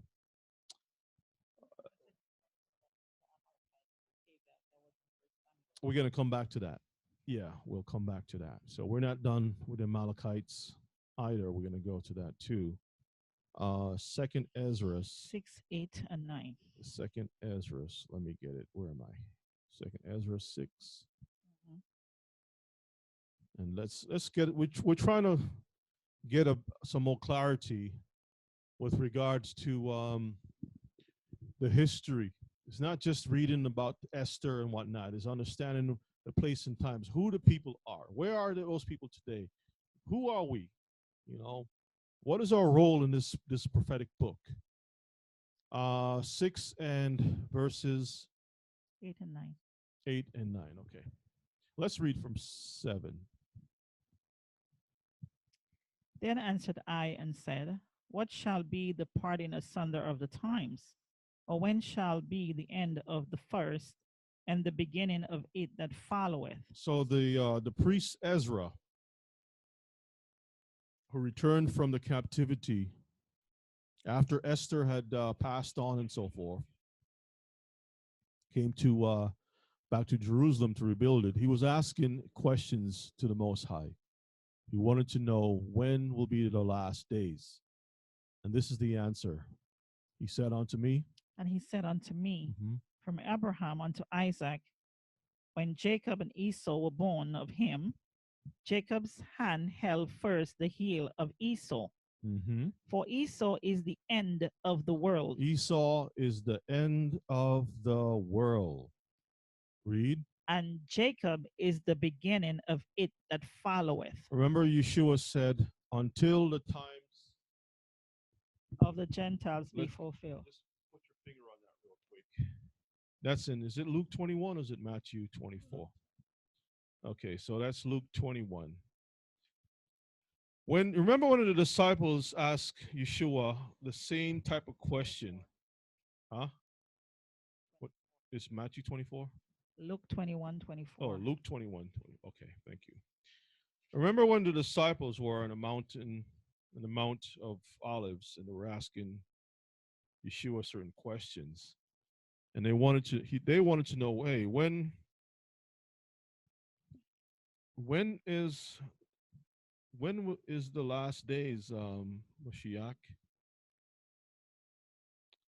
That's in Luke chapter 21. Let me get it for our brothers and sisters.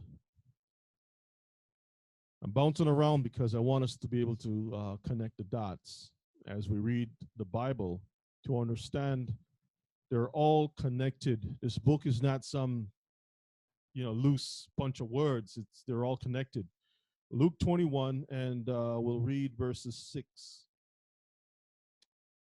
7. Sorry, 7. Yes, 7. Read. And they asked him, saying, Master, but when shall these things be? And what sign will there be when these things shall come to pass? Now, in Matthew 24, we have the same thing, but it's written out a little bit different.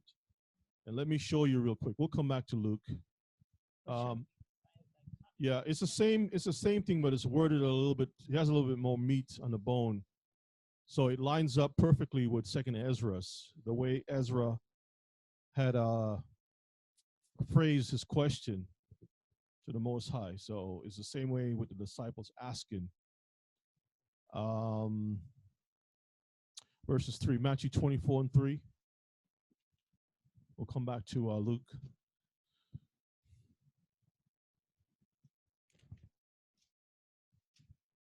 It says, and as he sat upon the Mount of Olives, the disciples came unto him privately, saying, tell us, when shall these things be?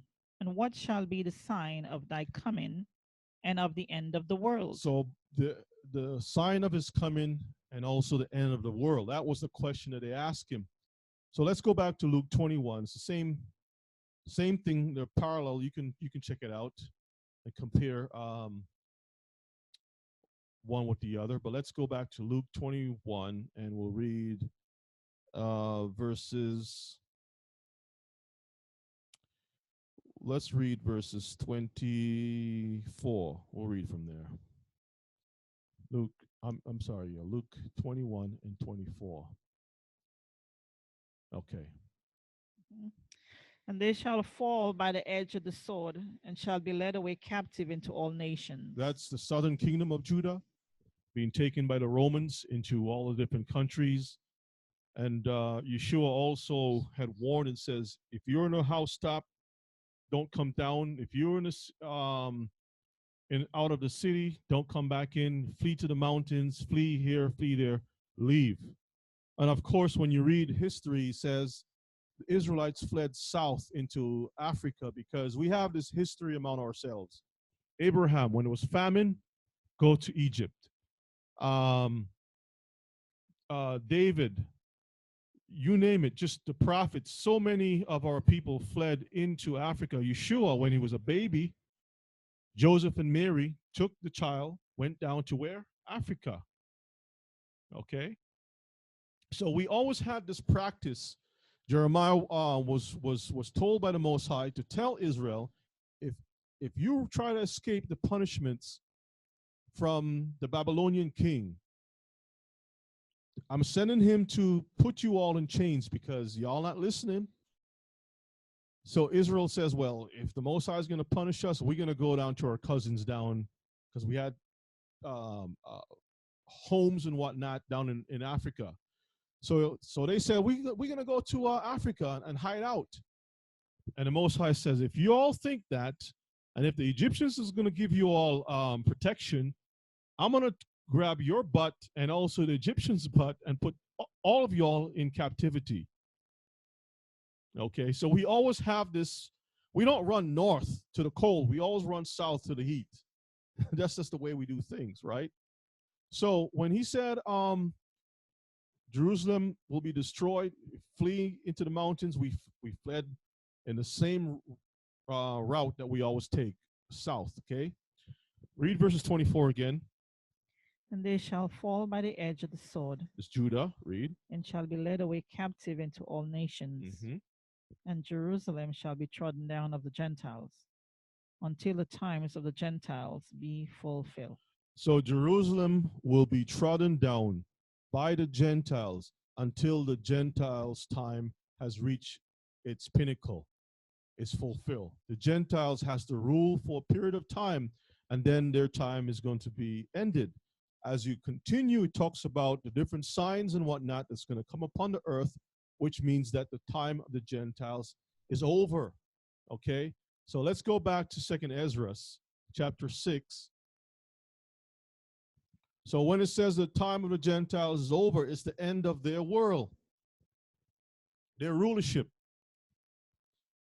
So Ezra is being told here, Esau is the end of the world. 2nd Ezra 6 and verses 9.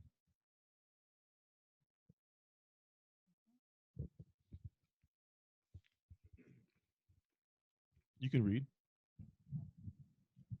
For Esau is the end of the world, and Jacob is the beginning of it that followeth. Read on. The hand of man is betwixt the heel and the hand. So there's a time of rulership with man between, but then the Messiah is going to take over afterwards and pass the kingdom on to Jacob. Jacob's time is soon to come. Okay. Verses did you finish that up? No, he says, other question, Esther, as thou not. Okay, so now he says, I'm going to shut it down. There's nothing else to talk about here. We're just going to move on, okay? So what we looked at so far, family, is we're starting to see the little bits and pieces of the scriptures. The prophecy with Isaac, or the Most High speaking to Rebekah, letting her know, Jacob, there'll be a struggle between Jacob and Esau, and it continues throughout history. You have Ezra's asking a question about the end times, and the Most High gave him the Torah as an example, the prophecy of Esau versus Jacob as an example of the times of the end, the last days. So if that is true, then something has to be happening in our time that shows the same struggle that happened back then happening now. And we can clearly see it. Okay. So now when we go into the book of Esther, but before we do that, let's go to Amalek, the one with David, the Agagite, 1 Samuel. Okay, so let's go to 1 Samuel. Let's get this last one. Then we're going to go back into Esther. 1 Samuel.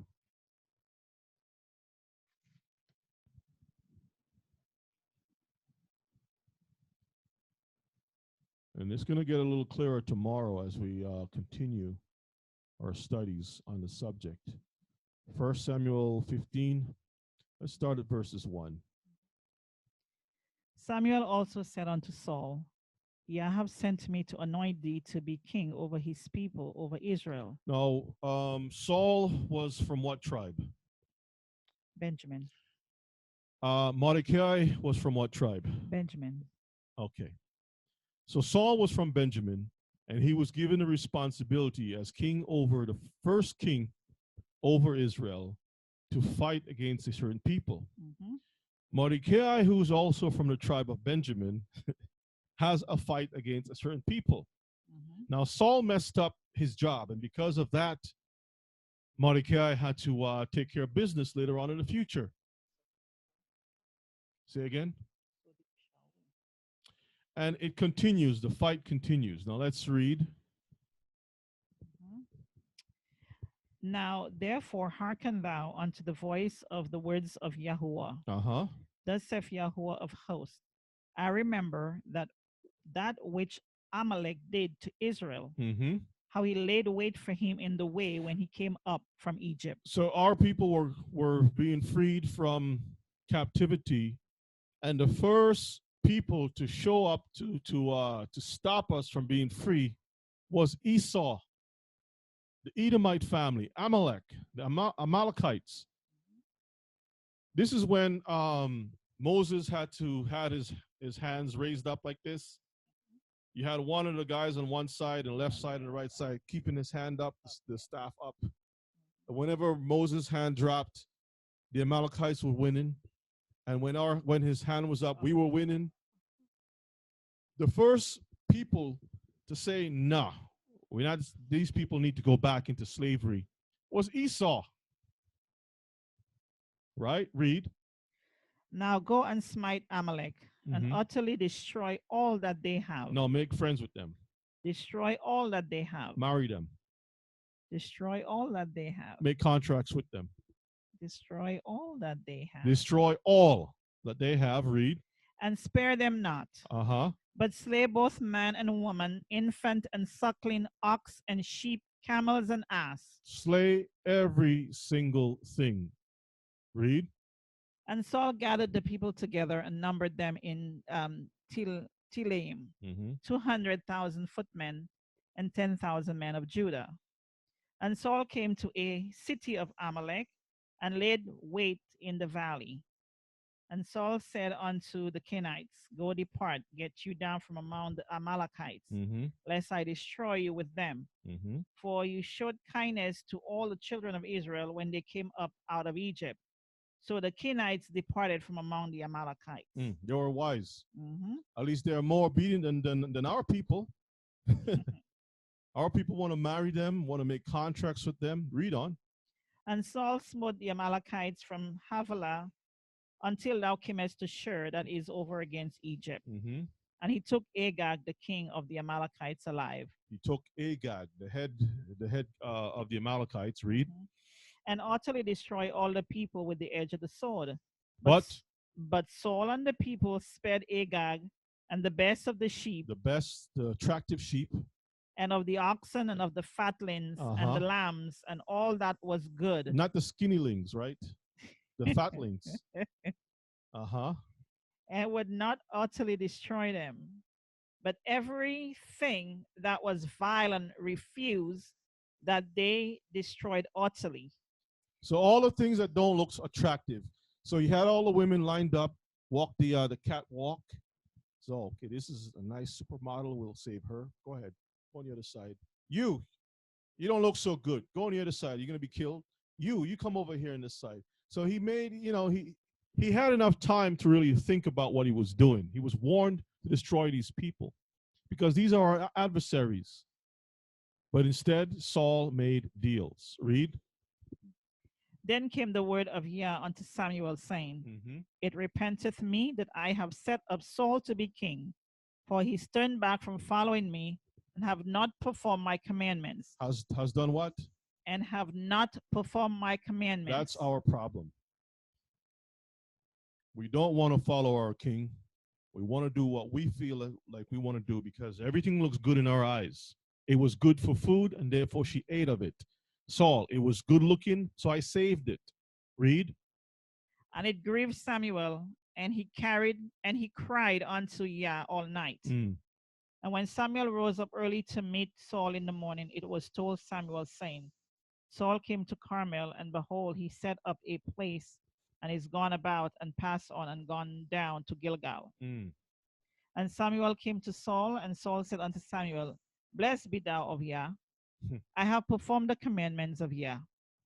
And Samuel said, What meaneth then this bleating of sheep in mine ears, and the lowing of oxen which I hear? He says, I'm not hearing, these sheep don't sound familiar to me. They don't sound like Hebrew sheep. Hebrew sheep have a certain ba. This one is a blah. So he's hearing something different. He says, what's going on here? Okay, read on. And Saul said, They have brought them from the Amalekites. Did he say, They have brought them from the Amalekites. You can't blame me, Samuel. It's not my fault. Those guys. Read. For the people spared the best of the sheep and of the oxen to do sacrifice unto Yah, your Elohim. And the rest we have utterly destroyed. You see, earlier in the verse, it didn't say the people saved them. It says Saul did. Saul and the people. It says Saul and the people spared, verses 9. But Saul and the people spared Agag. He's the king of Israel. The Most High spoke directly to the prophet directly to the king, and the king just needs to be the blunt edge to carry out the mission like Joshua did. But instead, Samuel, he and his boys, they got together and they made deals and stuff. Read. What verse are you on? Yeah, verse 15. And Saul said, They have brought them from the Amalekites, for the people spared the best of the sheep and of the oxen to do sacrifice unto Yah, your Elohim, and the rest we have utterly destroyed. Then Samuel said unto Saul, Stay, and I will tell thee what Yah have said to me this night. And he said unto him, Say on. And Samuel said, When thou was little in thine own sight. That's talking about us. When we were just a small band of people, Hebrews, read. Was thou not made the head of the tribes of Israel? Wasn't we made the head of all the nations, better than all the other nations? Read. And Yah anointed thee king over Israel. And the Most High loved us and made us over all these nations. And Yah sent thee on a journey and said, Go and utterly destroy the sinners, the Amalekites, and fight against them until they be consumed. Then the Most High say to Israel, You are small. When you come into the land of Canaan, don't spare these people. Don't marry them. Don't do this. Don't do that. Did we listen? Read on. Wherefore then didst thou not obey the voice of Yah? Did we obey the voice of the Most High? No. Read. But did fly upon the spoil, and did evil in the sight of Yahuwah. And Saul said unto Samuel, Yea, I have obeyed the voice of Yah, and have gone the way which Yah sent me. So the Most High gave us his commandments. We turn around, we says, well, we already have it. It's called church. churchianity. And we do the service based on the way that we have things structured because we want to serve you this way. He says, no, no, no, no. I gave you a format and a formula to use to govern yourself, but you're telling me that you join a denomination and that denomination is going to dictate how the service should come to me? No, no, no, no, no. The Most High is not playing around, Mishpachah. Yes, you want to say something? Yeah, it's not just denomination, but that denomination is headed by the same Amalekites. Absolutely. Absolutely. That's the thing. That's what you see right here. Read. Listen. Let's read on. And have brought Agag, the king of Amalek, and have utterly destroyed the Amalekites. Mm-hmm. He's still making excuses. He's lying. He's lying. Yeah. Read.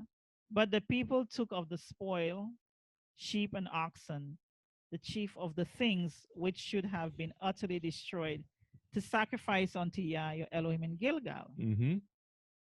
And Samuel said, have the Lord as great delight in burnt offering and sacrifices? Did the Most High ask for church? Did he ask for church? Did he ask for the things that the people called denomination? Did he ask us for that? Did he say, please go build churches? When he says, Peter, Kepha, you are a pebble. Upon this rock, meaning the Messiah, who's the rock, you shall build my denominations. Did he say that? You will build my churches, plural. Did he say that? Can't find that. Doesn't say that. We always want to do what we feel the other nations want us to do, rather than what the Most High give us to do. We are not a denomination. We are a people the Most High called unto himself. We're not the people dancing in Jerusalem saying that they're keeping Purim and they're dressed as demons, prostitutes, sodomites, Batman and Robin, a guy dressed like Wonder Woman, all kinds of craziness, playing sodomite music. We don't celebrate like that, right? We're supposed to keep his commandments. Something is wrong, Mishpachah, with the whole picture. It's the same thing what they're taking all the abominable animals and to offer to the Most High. Why would the Most High want abominable animals to sacrifice to him? Edomite cows, Edomite sheep to be sacrificed.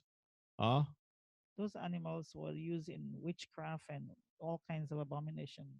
You're going to take the holy and the profane and give it to the Most High. No. Basically, that's what they were doing.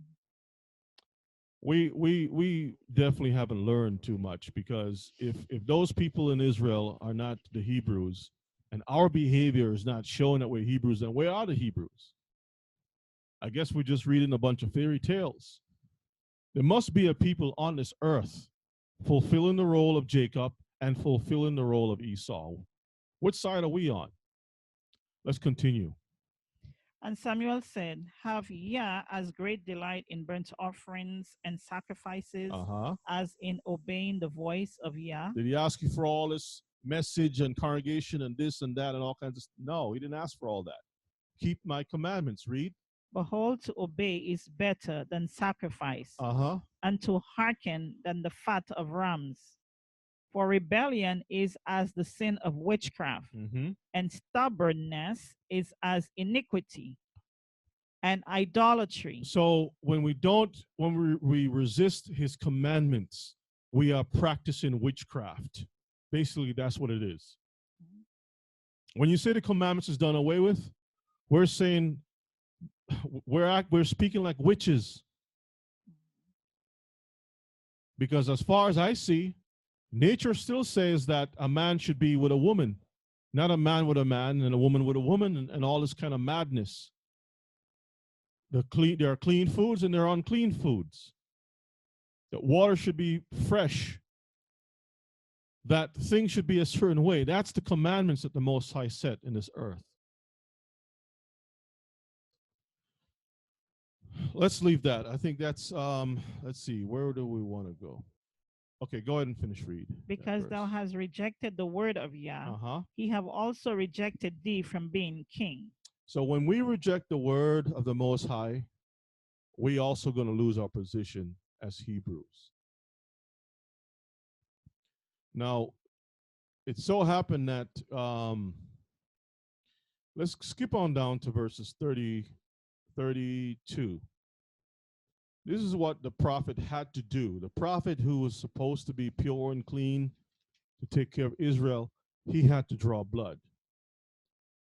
This is what happens when we're put in a situation where somebody got to do the Most High's job. 32. Then Samuel, bring he hither to me. Then said Samuel, Uh-huh. bring he hither to me Agag, the king of the Amalekites. Read. And Agag came unto him delicately. So he came quietly, like really soft, because nervous. He knew something was wrong. Come flattering. Read. And Agag said, surely the bitterness of death is past. Guys, this is enough bloodshed. Let's just relax and let's make some deals. Let's have a party. The war is over. I surrender. Let's just love one another. Yeah, let's let bygones be bygones. Yeah. Read. Forget about y'all was slaves. Come on. Don't harper on those things anymore. That's past. Yeah, that's in the history books. That's in the history books. Let's That's just Old Testament stuff. We're in the New Testament. It's all about love and kisses and Jesus and all this stuff. Read. And Samuel said, as thy sword have made women childless. No, if that was true, if it was all about Jesus and love, you had a guy who killed a whole bunch of people down in the school, right? Did the police show up and shoot him down? No. Took him out? Mm-mm. No problem. No. Took him, arrested him quietly. It was no problem. They said he's disturbed. Oh, he's disturbed. But our people, Mm-hmm. Snickers bar in one hand. Here's the license. Here's the registration. Here's everything. And by the way, officers, I got my little ones in the car back here. But that's what they do. We didn't come from killing anyone. We didn't come from doing any crimes whatsoever. But just a call saying, well, a person that fits this description did so and so and so. So everybody that drives by, I guess we're all criminals. We don't stand a chance. No, Mishpachah. You see, the war between Jacob and Esau is still alive today. Still alive. Let's continue with the reading. And Samuel said, as thy sword have made women childless. What did Samuel say? Your what? Your sword have made women childless. What did Isaac say to Esau? By how are you going to live? Sword you By your shall sword live. you shall live. Read on. So shall thy mother be childless among women. Mm-hmm. And Samuel hewed Agag in pieces before Yah in Gilgal. The prophet chopped this dude up into pieces before the Most High. Where? In Gilgal. Mm. Then Samuel went to Ramah, and Saul went up to his house to Gibeah of Saul. 35. And Saul came no more to see, and Samuel came no more to see Saul until the day of his death. See that? Even until when he kicked the bucket. When Samuel never seen Saul. From that point on, that was it. So when they talk about the witch of Endor and whatnot, it wasn't Samuel that was coming up there. Bible says Saul never seen Samuel from that point on. That's it. Okay. So we just looked briefly at the connections with who this Haman's background, where he came from, his family. He came from the same family who the Bible prophesies saying will be a war, a continuing war, okay? continuing war. And we'll go a little bit more deeper tomorrow. But for right now, let's continue on in the book of Esther, chapter 3, verses 1. Where did you stop? Let's read verses 1 again. After these things, did King Ahasuerus promote Haman, the son of Hammedatha the Agagite, The Agagite, read. and advanced him, and set his seat above all the princes that were with him. Mm-hmm. And all the king's servants that were in the king's gate bowed and reverenced Haman. Mm-hmm. For the king had so commanded concerning him. But Mordecai bowed not, nor did him reverence. So Mordecai, to him, the history was important. And if it was important for Mordecai to identify who his enemy was, what do you think about us today? Shouldn't we also keep that history alive, knowing who we are, what we need to do, who our enemies are, and whatnot, and be wise in dealing with these situations? Yes. That just written right here, where Mordecai did not bow down to Haman. It goes right back to the time when Jacob had separated his two families. When he had to bow down before Esau, Benjamin did not bow down to Esau because Benjamin was in the womb. That's right. Benjamin was not there to bow down. Yeah, he did to not bow Esau. down to Esau. Mm-hmm. When Esau came to Jacob, they bowed down, but he didn't. It was the only one that was out. That was out, yeah. And he was the one who had to deal with the Amalekites. Mm-hmm. And still to this very day, he's still fighting. All right, let's continue on. Verses. Then the king's servant which were in the king's gate said unto Mordecai, why transgressest thou the king's commandment? Mm-hmm. Now it came to pass when they spake daily unto him, and he hearkened not unto them, that they told Haman to see whether Mordecai's matters would stand. For he had told them that he was a Jew. So when when the servants asked Mordecai, what's going on here? How come you're not bowing like the rest of us? I'm sure that Mordecai explained to him, I'll give him a little history. He says, hey, we don't do this because X, Y, and Z, the history between us and them and whatnot. So they understood that he was coming from that Hebraic perspective. When we're dealing with things, Mishpachah, let us deal with things from our Hebraic origins, not from this American or British or German or French or whatever nationality. That's their stuff. When they're doing their pinch me, I'm Irish thing for St. Patrick's Day, don't be involved in all that nonsense. We got to deal with things from the Hebraic standpoint. All right, we have to do things differently. Let's read on. And when Haman saw that Mordecai bowed not, Mm-hmm. nor did him reverence, then was Haman full of wrath.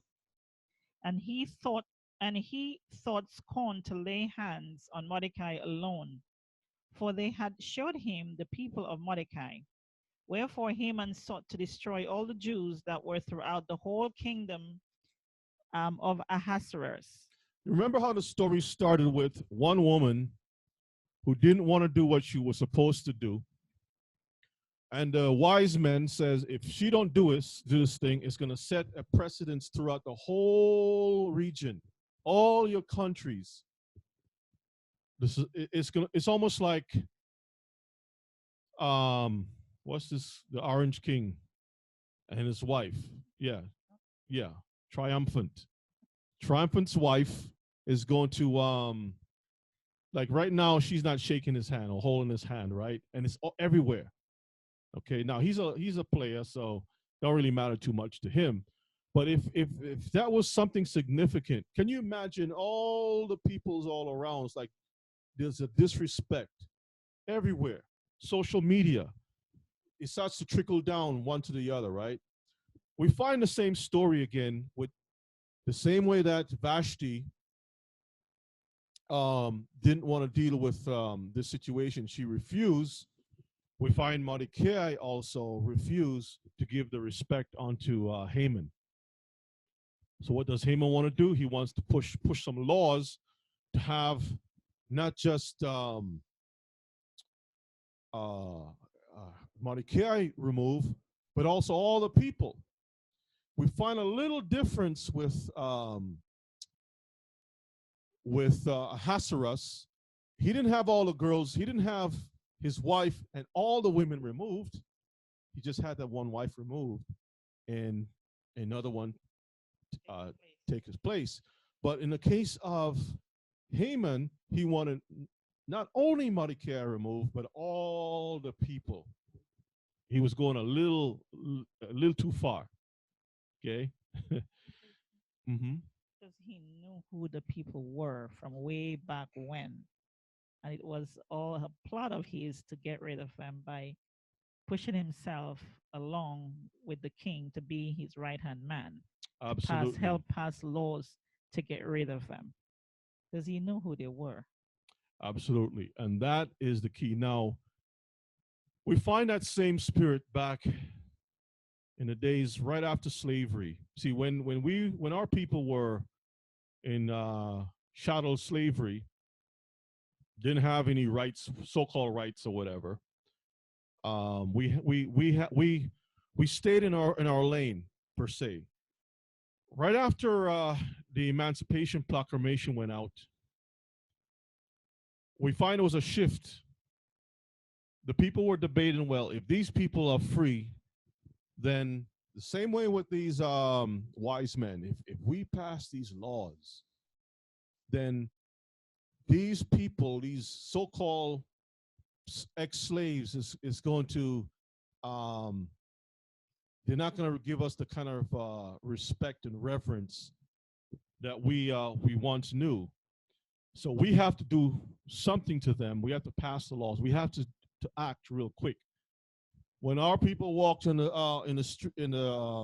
town, we couldn't be on the sidewalks. If these Gentiles were walking on the sidewalks, we had to leave the sidewalks. We couldn't look at them in their face. We had to bow, take our hats off. We had to do certain things like Mordecai was expected to do. Throughout the history of our people, we find these things following us wherever we go. And people always want to remove us. They always plot to destroy us, always. Everywhere. So things haven't changed at all. The thing that has changed is that we didn't know who we really are as a people. We didn't know that we're the Hebrews. Mordecai knew that he is a Hebrew, right? But because he knew this thing, he stood firm. But our people being brainwashed, we're like in a coma. We don't know that we are Hebrews. Now notice carefully. Ever since a lot of our people have found out, both the male and the female, that we're Israelites, haven't you seen a change in the character? How stronger we have become as a people? How bold we've become? I don't agree with the cursing in the street, but look how bold our brothers have become, our sisters have become. We've become very strong, okay? Stronger than we were when we were blinded by churchianity and all the other things. Because now we have something to live for and to die for too. Let's continue on. Verse 7. In the first month, that is the month Nisan, in the 12th year of King Ahasuerus, they cast pur, that is the lot, before Haman, from day to day and from month to month, to the 12th month, that is the month Adar. And that's what Purim is, lots. Purim is just simply a plural form of lot. Lots, okay, lot. Pur is one lot, Purim is lots. Read. And Haman said unto King Ahasuerus, there is a certain people. Is a what? A certain people scattered abroad, and disperse among the people in all the provinces of thy kingdom. Now, all the provinces, we read that in chapter 1, verses 1. From India, Hebrews are in India, all the way to where? Ethiopia. All the way into Africa, Hebrews. Does it say anything about Russia, No. Germany? Nope. No. Europe. No. Read on. And their laws are diverse from all people. It's different from other people, other nations. Neither keep they the king's laws. Mm-hmm. Therefore, it is not for the king's profit to suffer them. It's not worthwhile for the king to allow them to live, because they're just like degenerates. They're lowlifes in society. We don't need them. They don't follow the laws. They're different from other people. Basically, it's us. That's us today. When you shake the historical tree here in these modern times, people don't really want to be us. Remember when it did that little thing with the children, they put the babies and says, well, the little doll experiment, and they asked the little Hebrew sister, put two dolls, one black and one white. Okay, we'll just use that term. I don't like to use that term, but we understand that. Which one is the bad one? The black one. The vanilla and the brown, right? Chocolate and vanilla. Okay, thank you. Chocolate and which one do you prefer? I prefer the vanilla. Why? I don't like the chocolate. What's wrong with the chocolate? It's bad. I don't like the chocolate.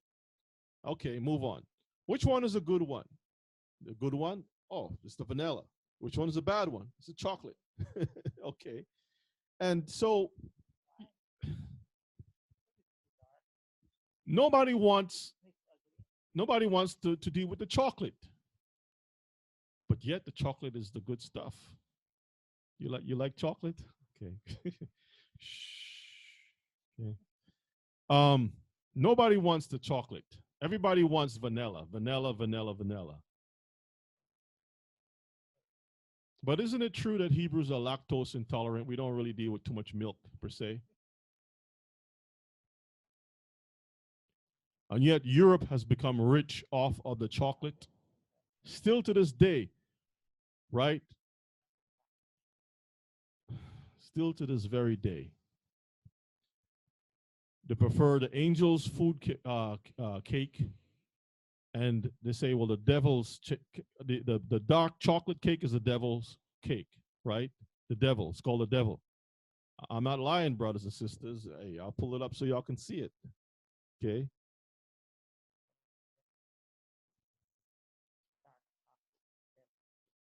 Devil's food cake.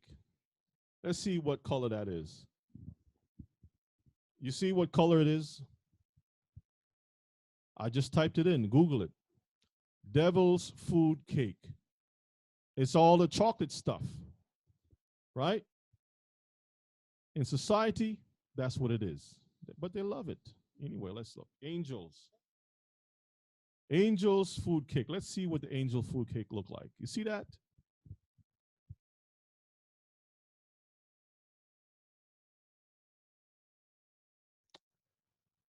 So when you look at who prefers who, nobody wants to be us in that sense. They really want to be us because they're jealous to some degree. But look, people with all these curses scattered among these nations, who wants to live in the ghettos? Who would want to exchange their Rolls Royce? I mean, look at some of our men who go out and play sports, get very good on the basketball court. Who do they marry afterwards? Do they return back to the hood, to the ghetto? They choose the angel food cake, and it says, I don't want that chocolate cake. We don't want that. Let's read. Let's continue on. A certain people scattered among these people that are different. Verses 9. Verse 9. If it please the king. If it please the king, Uh-huh. let it be written that they may be destroyed. So if it please the government, let us set up Planned Parenthood. Um, let's put out different things. Let's get the scientists on the job to design, because the scientists have been studying them for a long time. So let's get the stuff going to remove these people from society. We call it conspiracies, right? Read on. Mhm. And I will pay 10,000 talents of silver to the hands of those that have the charge of the business to bring it into the king's treasuries. So we're going to set up these companies that will be financed to do one thing: to take care of to see the destruction of these people. And I can give you, as a matter of fact, let me make a note of that. I got to show you all this. How remember I talked about when we did the class about the Sodomites and Gomorrah, right? We talked about the governments set up, the people who, the occultist people who said we got to push these agendas and whatnot. Well, the same occultists also believe that we are lowlives, the same people. And if they believe this thing, don't you think that they're pushing that to the governments too, giving them instructions to remove us?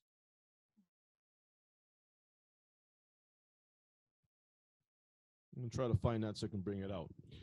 Okay, so let's read on. Let's read on. Verses 10. Mm-hmm. And the king took his ring from his hand Uh-huh. and gave it unto Haman, the son of Hammedatha, the Agagite, the Jews' enemy. So the king gave the signet.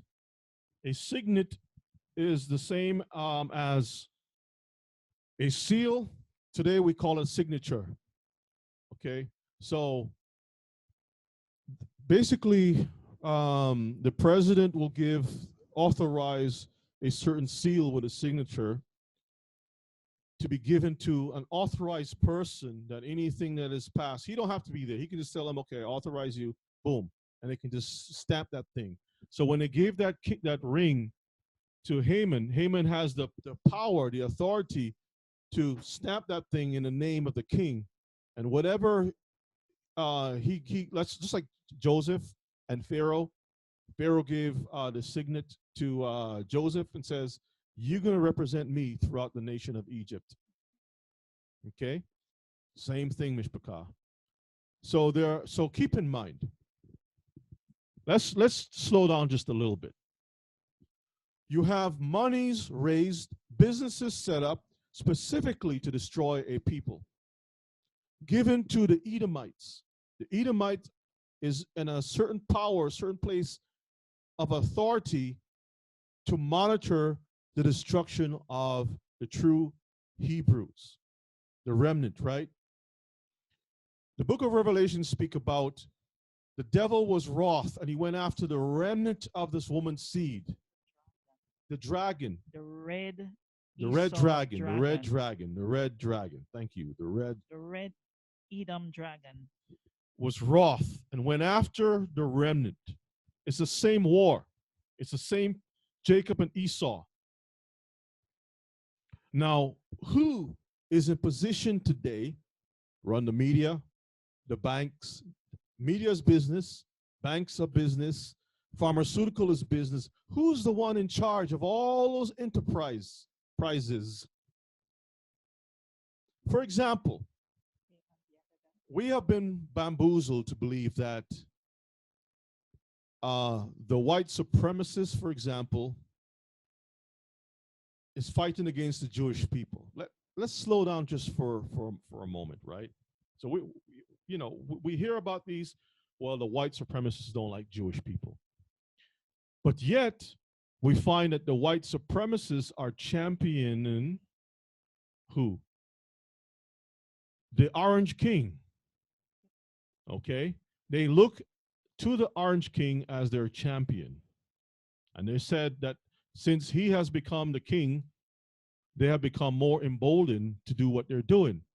Now, the funny thing about this is that The Orange King's son-in-law is Jewish. Jewish. The Orange King's ally is Benjamin Netanyahu, Bibi. Isn't that kind of smell kind of funny that you have people who are looking at this guy as being the champion of their cause, white supremacy in the earth, who supposedly hate Jewish people, but yet at the same time, he is shaking hands with the people that it makes no sense, Mishpachah. Take a look at this. Let me blow this up so y'all can see it. Take a look at this. And as a matter of fact, take a look at this picture. You see this picture right here? Netanyahu is supposed to be Jewish. Trump's supposed to represent the white supremacists. Something is wrong with this picture. And recently, let me put this up on the screen so you all can see it.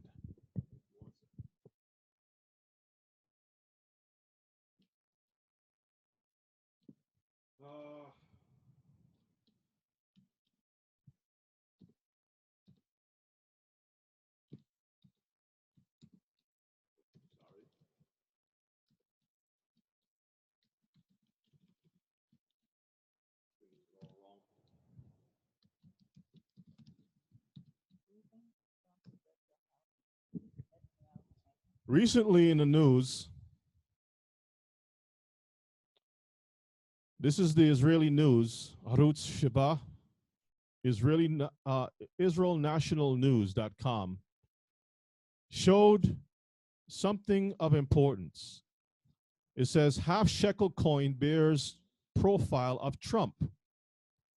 Temple organizations issue half shekel coin showing Trump alongside Cyrus, king of Persia. Why would a Jewish enterprise who wants to rebuild the third temple in Jerusalem, why would they put out a shekel with Cyrus, the king of Persia, and Trump or the Orange King, who's supposed to be a white supremacist? Does that make any sense at all? You're going to build a temple that represents the rightful rule of Israel, and you're going to put a white supremacist on the coin that's supposed to be brought into the temple. It's like Satan trying to cast out Satan. Anyway, that's another class. Let's just leave that alone. Y'all can check this out on your own, but it makes no sense. That's why we have to be wise and understanding people, because a lot of things is happening, and they want us to believe that there are two separate opposing forces, whereas, Mishpachah, they're all working for the same cause. You can't talk about white supremacy and still doing deals or have in your cabinet and your family's married into the same people that you're supposed to be opposing. That's supposed to be your enemy. It makes no sense. So when we read the book of Esther, and it talks about these businesses and treasuries and whatnot to destroy a people, Mishpachah, Edom has become Hebrews, because actually Esau is really a Hebrew, because he came from who? He came from Abraham, right? Through Isaac, Abraham. But he's not the chosen who has received the promise. He has his kingdom right now, and he has the sword in his grasp, right? He has the treasuries. He controls all the enterprises. And his job is to destroy Israel. Let's continue on. We'll try to wrap it up. And we'll continue on tomorrow. Let's continue verses 11. I want y'all to really think about that. And the king said unto Haman, the silver is given to thee, the people also to do with them as it seemeth good to thee. Mm-hmm. Then were the king's scribes called on the 13th day of the first month. Now, what color is the shekel? What type of metal is used for the shekel? Silver. Silver. Mm-hmm. Silver, okay? So the king said to Haman, the silver is given to you, Edomite, the people also to do with them as it seems good to you. So power has been given to the Edomites to destroy us. Read. Then were the king's scribes called on the 13th day of the month of the first month. The different secretaries. Read. And there was written according to all that Haman had commanded unto the king's lieutenants, and to the governors that were over every province, and to the rulers of every people of every province, according to the writing thereof, and to every people after their language, in the name of King Ahasuerus was it written and sealed with the king's ring. And the letters were sent by post into all the king's provinces. UPS, U.S. Postal Service, and FedEx, and all the different organizations. Read. To destroy, to kill, and to cause to perish all Jews, both young and old, little children and women, in one day, even upon the 13th day of the 12th month. So, before you continue, just pause for a moment. Do you realize that the letter that Haman wrote is identical to the laws that the Most High said to King Saul? Same thing? Same thing. Kill everything. Yes. Kill everything? Man, woman, child, beast, everything? Okay. Same thing? As they did to them, so they now did to notice it says even upon the 13th day. The number 13 is symbolic of what? Rebellion. 13 is rebellion. And remember that King Saul did what? He rebelled against the Most High, which is witchcraft. 13, witchcraft, rebellion. Saul, witchcraft, rebellion. Continue on. Which is the month Adar, and to take the spoil of them for a prey. The copy of the writing for a commandment to be given in every province was published unto all people, that they should be that they should be ready against that day. Now, what this is talking about in real time, in our time today, there is an appointed time to destroy us. You probably have heard all kinds of stuff about Rex, this and that, and all these different programs and whatnot. It hasn't happened yet because there's an appointed time. They're going to try to war against us, but we're not supposed to be scared and fret ourselves and things like that. No. We have to remember that everything. Remember what Samuel did. He went to the Most High and asked the Most High certain things, and the Most High gave him instruction what to do. We need to do the very same thing. We have these things written for us to remember how the Most High deliver us time and time again, how we should trust in Him. From the leader down to the little one, should all trust in Him that He's going to take care of us no matter what. He put us in this captivity, and He's going to take care of us. The book of Baruch says, don't fret ourselves. Don't even worry about what the nations are doing. Just you raise your family. You live your life. Try to be a shalom life. Try not to be too tangled up with these people. I'm going to bring you out. They're going to try to destroy you, just as Pharaoh tried to destroy our people. And then the sea was parted. The fire came down. I mean, all the different wonders happened. the same thing is going to happen again. Mishpachah. Yes. You want to say something? I was saying that the Most High is the one in control of putting us into Esau's hand. He's the one that's dealing with Esau. So there's nothing for us to worry about, you know. So Let's we just continue. have to Let's be finish up that obedient to his word. read verses 14 and 15 and then we'll stop there. Huh? Read it again. 14 and 15. A copy of the writing for a commandment to be given in every province was published unto all people, that they should be ready against that day. The post went out, being hastened by the king's commandment, and the decree was given in Shushan the palace. And the king and Haman sat down to drink. But the city Shushan was perplexed. The city Shushan was perplexed.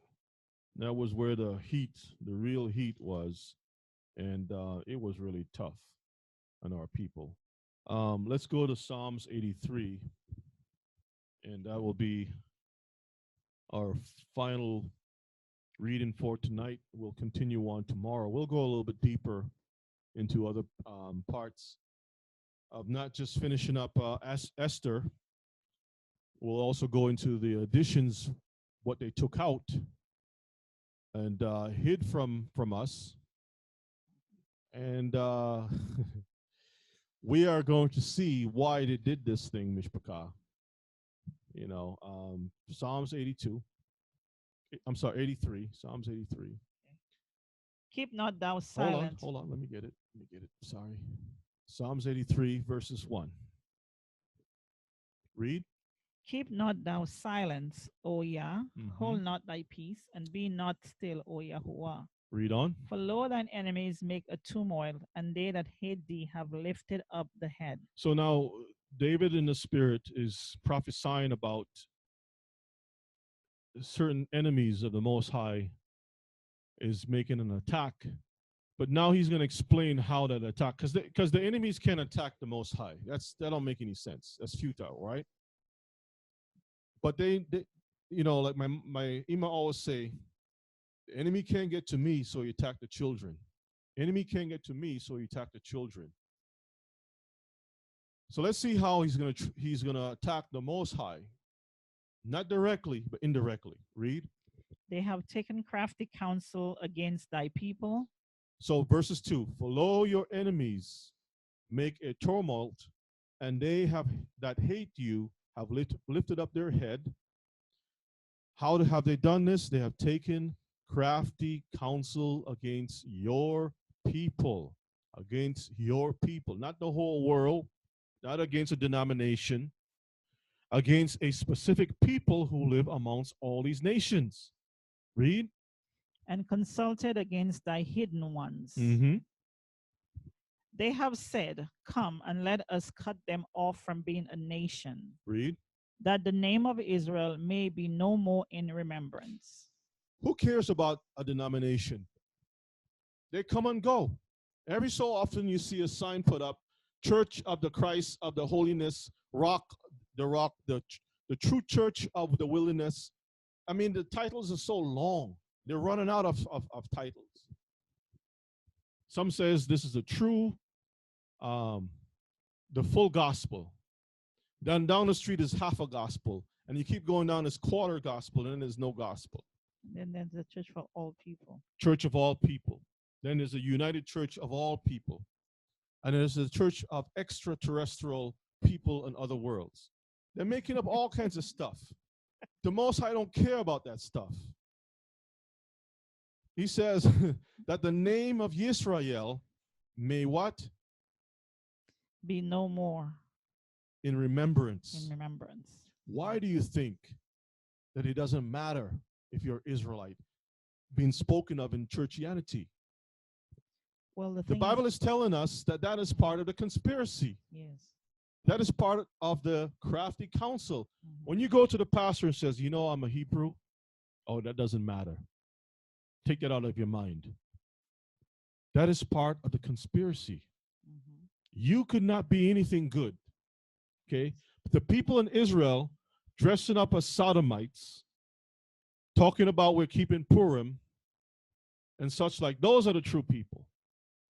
The people in Israel who eat pork, because that's what they eat. You can check it out. I'll pull it up for you so you can see. You want to say something? Go ahead.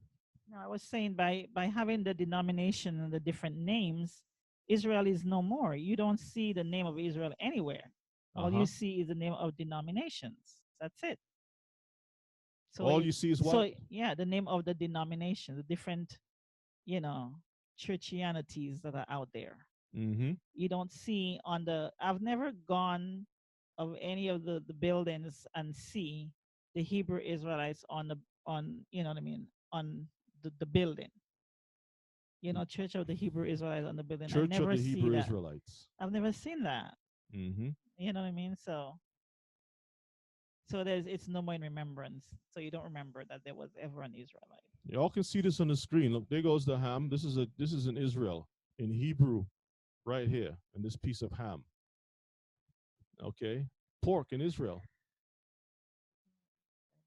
Okay, I'm just showing you if you know if the people have returned back to the land and they're doing everything according to the commandments, they should have no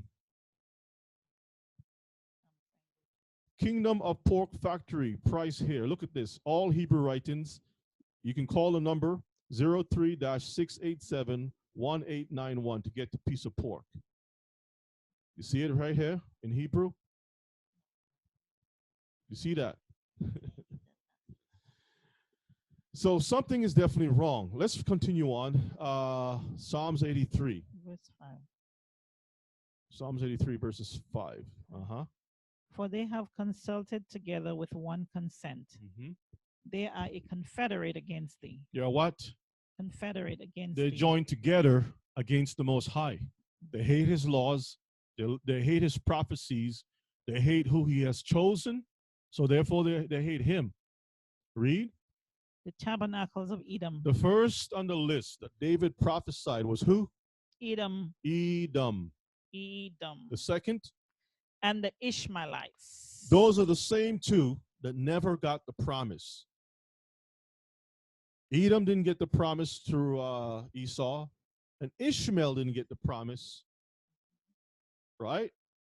And then Lot's children didn't get anything, which is Moab. Of Moab and the Hagarenes. Uh-huh. Gebal and Ammon and Amalek.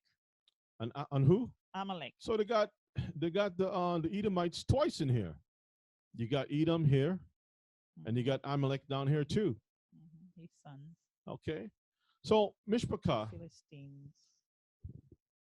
I'm going to stop here. We'll continue tomorrow, but this goes to show that the book of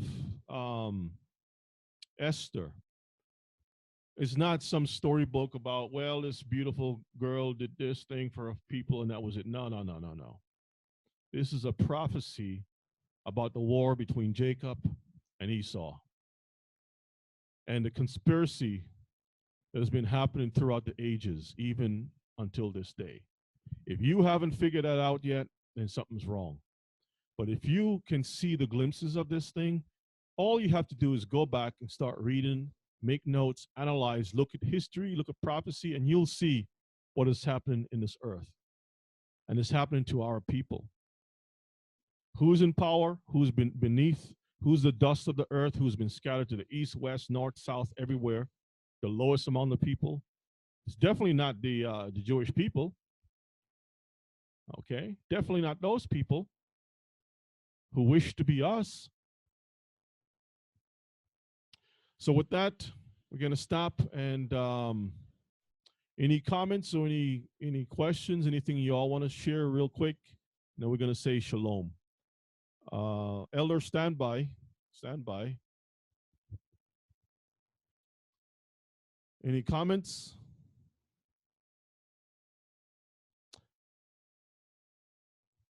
Yes? No? Okay, let me promote Elder. Okay, if not, we can always pick it up tomorrow. Elder, can you grab the microphone and close up with prayer? Close up with prayer.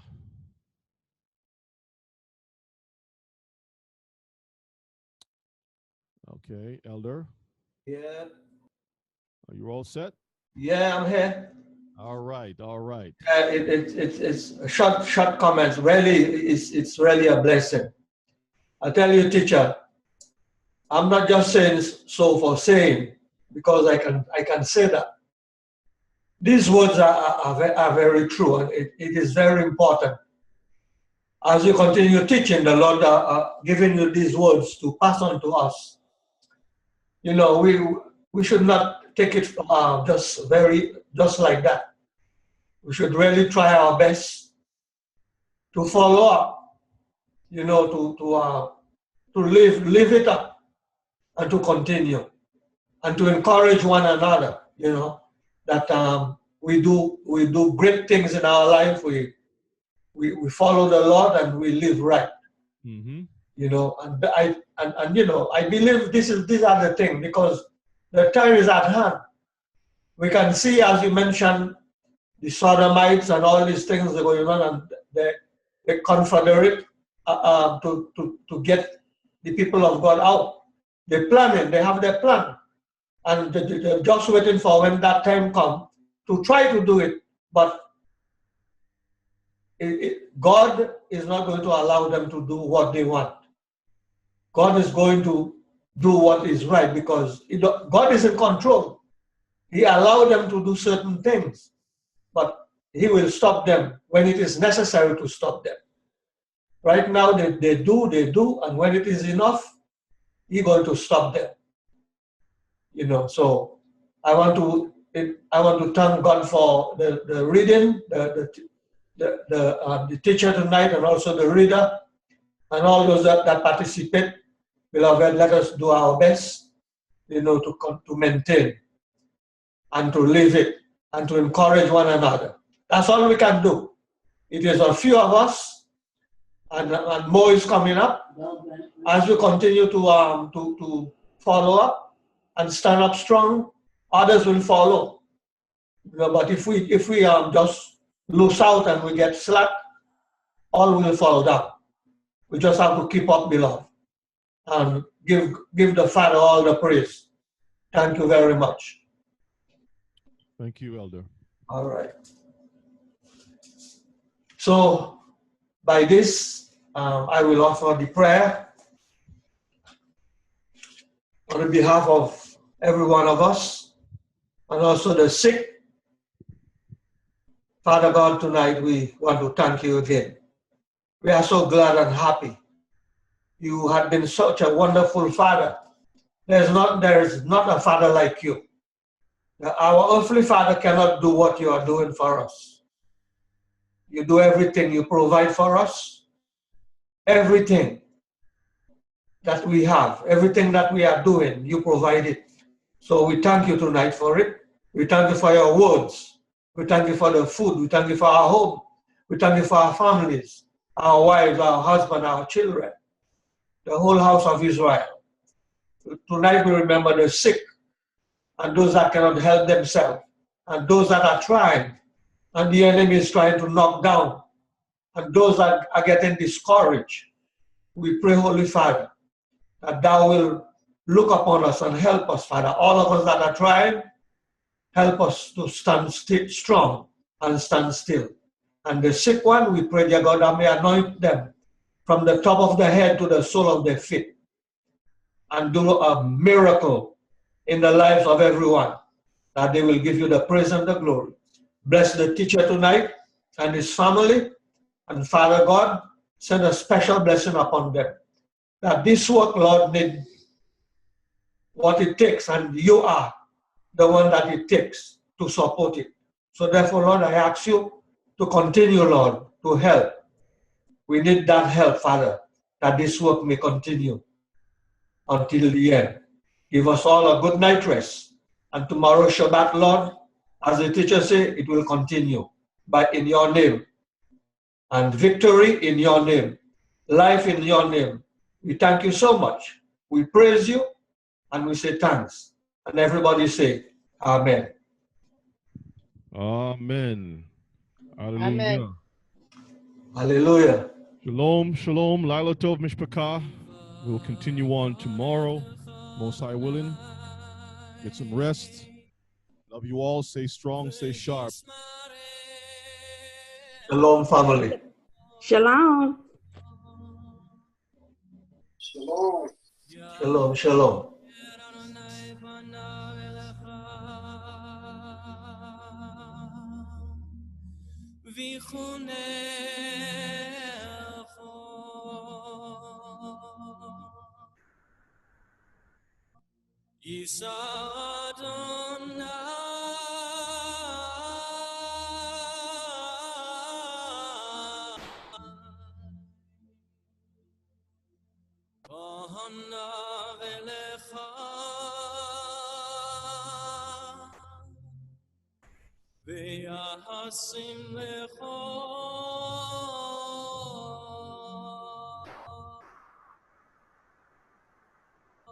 Shalom.